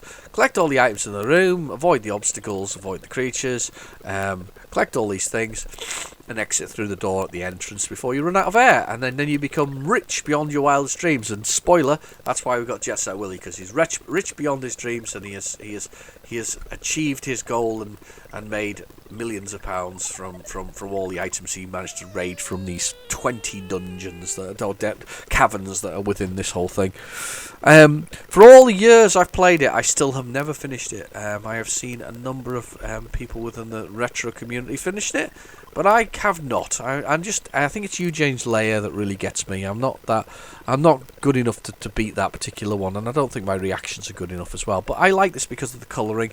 It looks bright. It shouts Spectrum. It shouts arcade at me. It does all of the nice things that I expect it to do. Now we sink down, and he floats across the top, and then we go in here. Doing quite good. I just like it. I think it looks really good. I think it's a really good game in that sense, and it does what it's meant to do. It takes a bit of experience and practice to do these things. I don't know whether it's when you finished it or whether or not it's kind of a bit of a letdown at that point. I don't think it is. I think there's always ways to challenge yourself to do rooms faster. I guess it's a speed run job, isn't it? You can kind of get that speed up to complete the levels and go from there. I think we have to go back this way. From experience? Yep, we do. But I don't know if we can go this way. Or can we? Yeah, we can. There we go. Abandoned Iridium Works. Yeah, it feels a speedrun job. You see, I don't like this one because see good old Eugene there? The man in the middle who's bouncing up and down. When you get the final item, Eugene comes and sits on the exit. Which is really frustrating, and I've timed this crap because now I have to jump over Eugene. Oh my god, how did I manage that? That was unbelievable. So once you get that last item, you're probably best not to get the one that's closest to Eugene. You're probably better to get the one over this one, over the far side here, first, so that when you can just come back and collect that last one. Like this. Shit, that's too far to fall. Ah! See, I'm not very good at Eugene's lair. It's not a level I know very well. Anna sneezed in the middle of it all, which didn't help.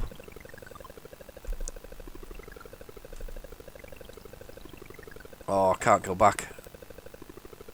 Right, I'll just wait for Eugene to start going back and then coming down. Oh, I've chimed that badly. Oh my god. I was so close. How did I manage that? I don't even know how I made that. I really don't. Oh, sugar! I got hit by... I killed myself with a static plant. I cannot believe that I did that on a static plant. That's unreal. Okay. No, Eugene, no! Dead. Ah! Eugene's lair, every time, it always gets me. I hate it. I hate that level. When you get to the last level, by the way, this is the last level. It shows you on the screen here. This is where he gets to when he finishes. That's the very last level back up to his house when he escapes. Isn't that cool? Anyway. So it actually cheats, doesn't it? It shows you the end before the beginning. Right, let's see where we're at with the next stuff. Let's see if there's anything else on this tape. Gosh, we've had it all. Right, here we go. There's some sounds there. Okay, we're space. We got space.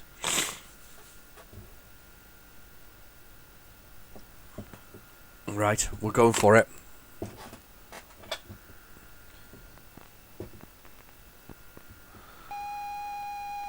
Here we go. Oh, no idea what this is. Let's just hope it works. Come on. Because we need a title, otherwise we can't play it.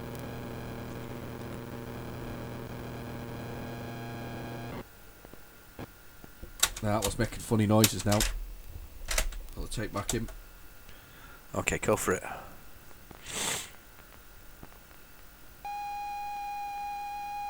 Right, go for it. No. One more try.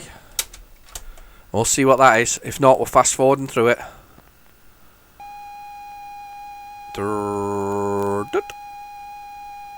That's what I used to go. You don't do that at school.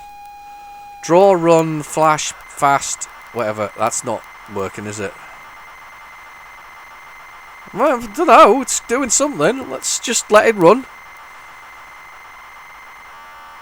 The header might be wrong, but if the rest of it loads, we may all be okay. Fingers crossed.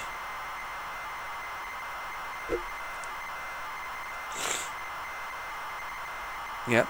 Don't care if the header doesn't read properly, because just reading the header in that first little bit anyway. So as long as the rest of the code loads, we're okay. Whatever it is. Draw, run, return, flash, bright, run, pound, and ampersand. No, it's not. It's got a little tilde in there, so it's draw, tilde, draw, return, flash, bright, run, pound, pound. Ah! Just in case you need to know what it was called. That's a great game. Played it many times before. Fantastic. This is going to take some rendering, by the way. This is nearly 3 hours long, or maybe over 3 hours. I've forgotten how long the first section was before I did it, and unfortunately, the time I really see, the only time I really see is the Thompson. Oh my God, the Thompson twins. Will it run? Will it run? Control. I'll tell you why I think this is great. First off, is if you played the Netflix TV show Bandersnatch, you have to choose the songs, and one of them's the Thompson twins. So hold me now, ooh, yeah, the Thompson twins. No, it's not going to work. Ah, sugar! I've got to put that on. I'm sorry, we're loading that from PlayZX. Thompson twins is I just. You know when I was talking about Ant Attack? Well, the other game that I played with a friend of mine who showed me Ant Attack for the first time was the Thompson Twins, which is an adventure game based on the pop stars of the time, the Thompson Twins. I'm going to see if it's available. Oh my God! Is this? I hope this isn't one of these missing in action games. If I type in twins, will it appear? No, it's not on PlayZX. Right, it's going on the list, and we're going to do it on the extra. Hopefully, I'll be able to find it, because it's been such a long time since I've played that. I wasn't very good at it, and it's interesting to see that it was probably from that thing there that it was probably a text adventure. So Thompson Twins, that's going on the list.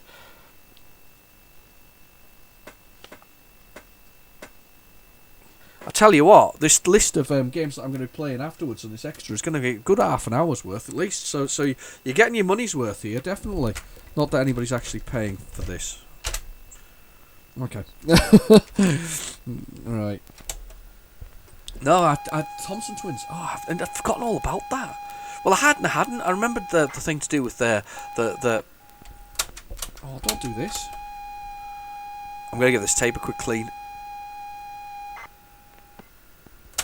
Right, you're going to get a quick clean. Let's get the tape cleaner down. We'll get a quick clean. We'll do this. I'm going to give this head a quick clean because I think it's had a lot of rubbish through it there. Mind you, to be fair, we're kind of at the place in the tape where it had been left for donkey's years. So I kind of get the feeling that if a tape's been left kind of unwound in the middle for a very long time, it's not a very good thing for it. I think you're better off leaving it where it's the position of the sort of the red bit or the beginning bit where it isn't actually on any tape at all. I do think that actually makes a massive difference to how survivable things are. So these people who didn't rewind these tapes, I think they caused problems. Had the easy way to prove that kind of in strange sort of way, not just looking at the tape themselves, is almost, if you had a VHS tape, then that kind of thing. I bet if you left a VHS and sort of like halfway through the movie and you went back to it now, I think it'd probably be not working properly, whereas if you rewound it properly, I suspect there's a good chance it will work. I know it's only theory, to be honest with you. I've never tried it before, but I suspect that would be the case. But you need to kind of leave something for 30 years to find that out. Right, here we go. Fingers crossed. No,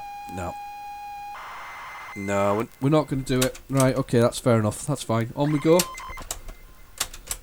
Don't know what that one is. Sorry about that.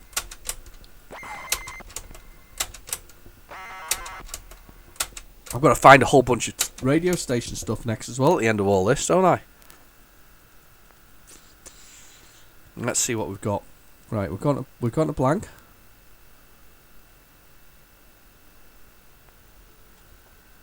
Okay, we're near the end of the tape again. This is where I found the radio station stuff last time round.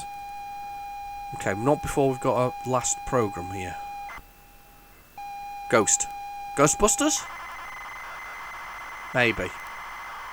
Ghost Hunters, maybe? There's lots of ghost games, to be honest with you, so it could be any number of those. I'm going to go with Ghostbusters simply because experience tells me from doing a lot of these tapes now that was the most likely thing that was on there. Let's try it one more time. We're getting close to the end of it. This is what it is. It knows. It's like it knows. Let's try it again. Come on. Come on, baby. You can do it. Here we go. Ghost. Okay, good. We got this far before, though. There was a doodle there. Was there a game from Ultimate with a doodle in it? Nope, that didn't like it. I'm going to stop it. I'm going to break it after it does that, and we'll see if we can work out what game it is. And we'll see if we can get this one as well.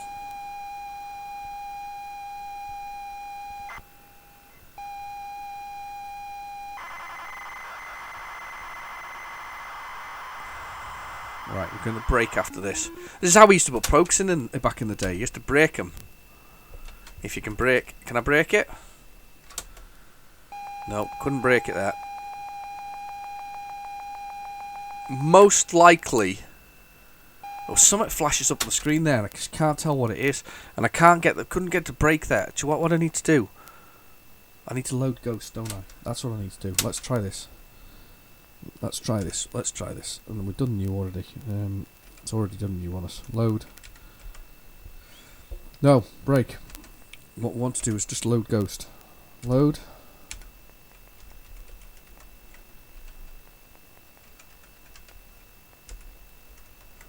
So if we just do load Ghost,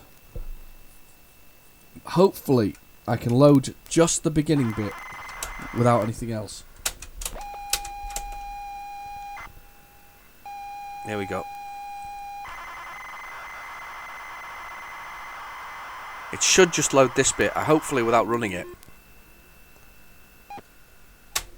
No, it's run it. No, and it's also put something in so I can't push the brake key, so it doesn't work.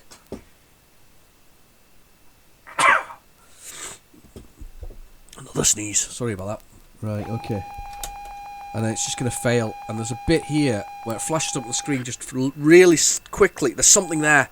I don't know what it is. I don't think it's Ghostbusters. I think it's something else.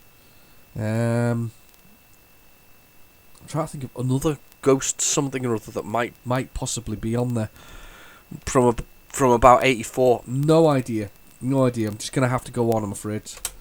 No idea. I'm not going to load Ghostbusters because I'm not sure it was Ghostbusters. It could have been... Oh, I don't know. You try in the comments below. If you're still watching and you still got here, well done. Congratulations. It's been an epic. I think we're here. Back to the data blasts. Let's play this. We're almost here. The idea is to use a different sort of EEPROM, a serial EEPROM that's slightly slower to load programs into the computer. Yes. I think the idea was for games and applications. I'm sure it will. Yeah. So we got something there. Hang on. Let me just rewind a bit. And there we go. So this is the beginning of the program, I think. To bring them out yet, Adrian? That would be, just to go back to the previous caller, that would be one place you could put an EEPROM, John, on that particular thing. Yeah. Well, I know some people are doing EEPROM sockets there, which are the same as the ones inside the computer. Right. Okay. EEPROM sockets. Move on rapidly as we run towards the end of the computer program to go to Ian Townsend in Cheslin Hay. You're through to Beacon's computer program. Hello? Hello, Ian. A quick one, I think. I'm saying about, I've got the Acorn Speed system, Yes.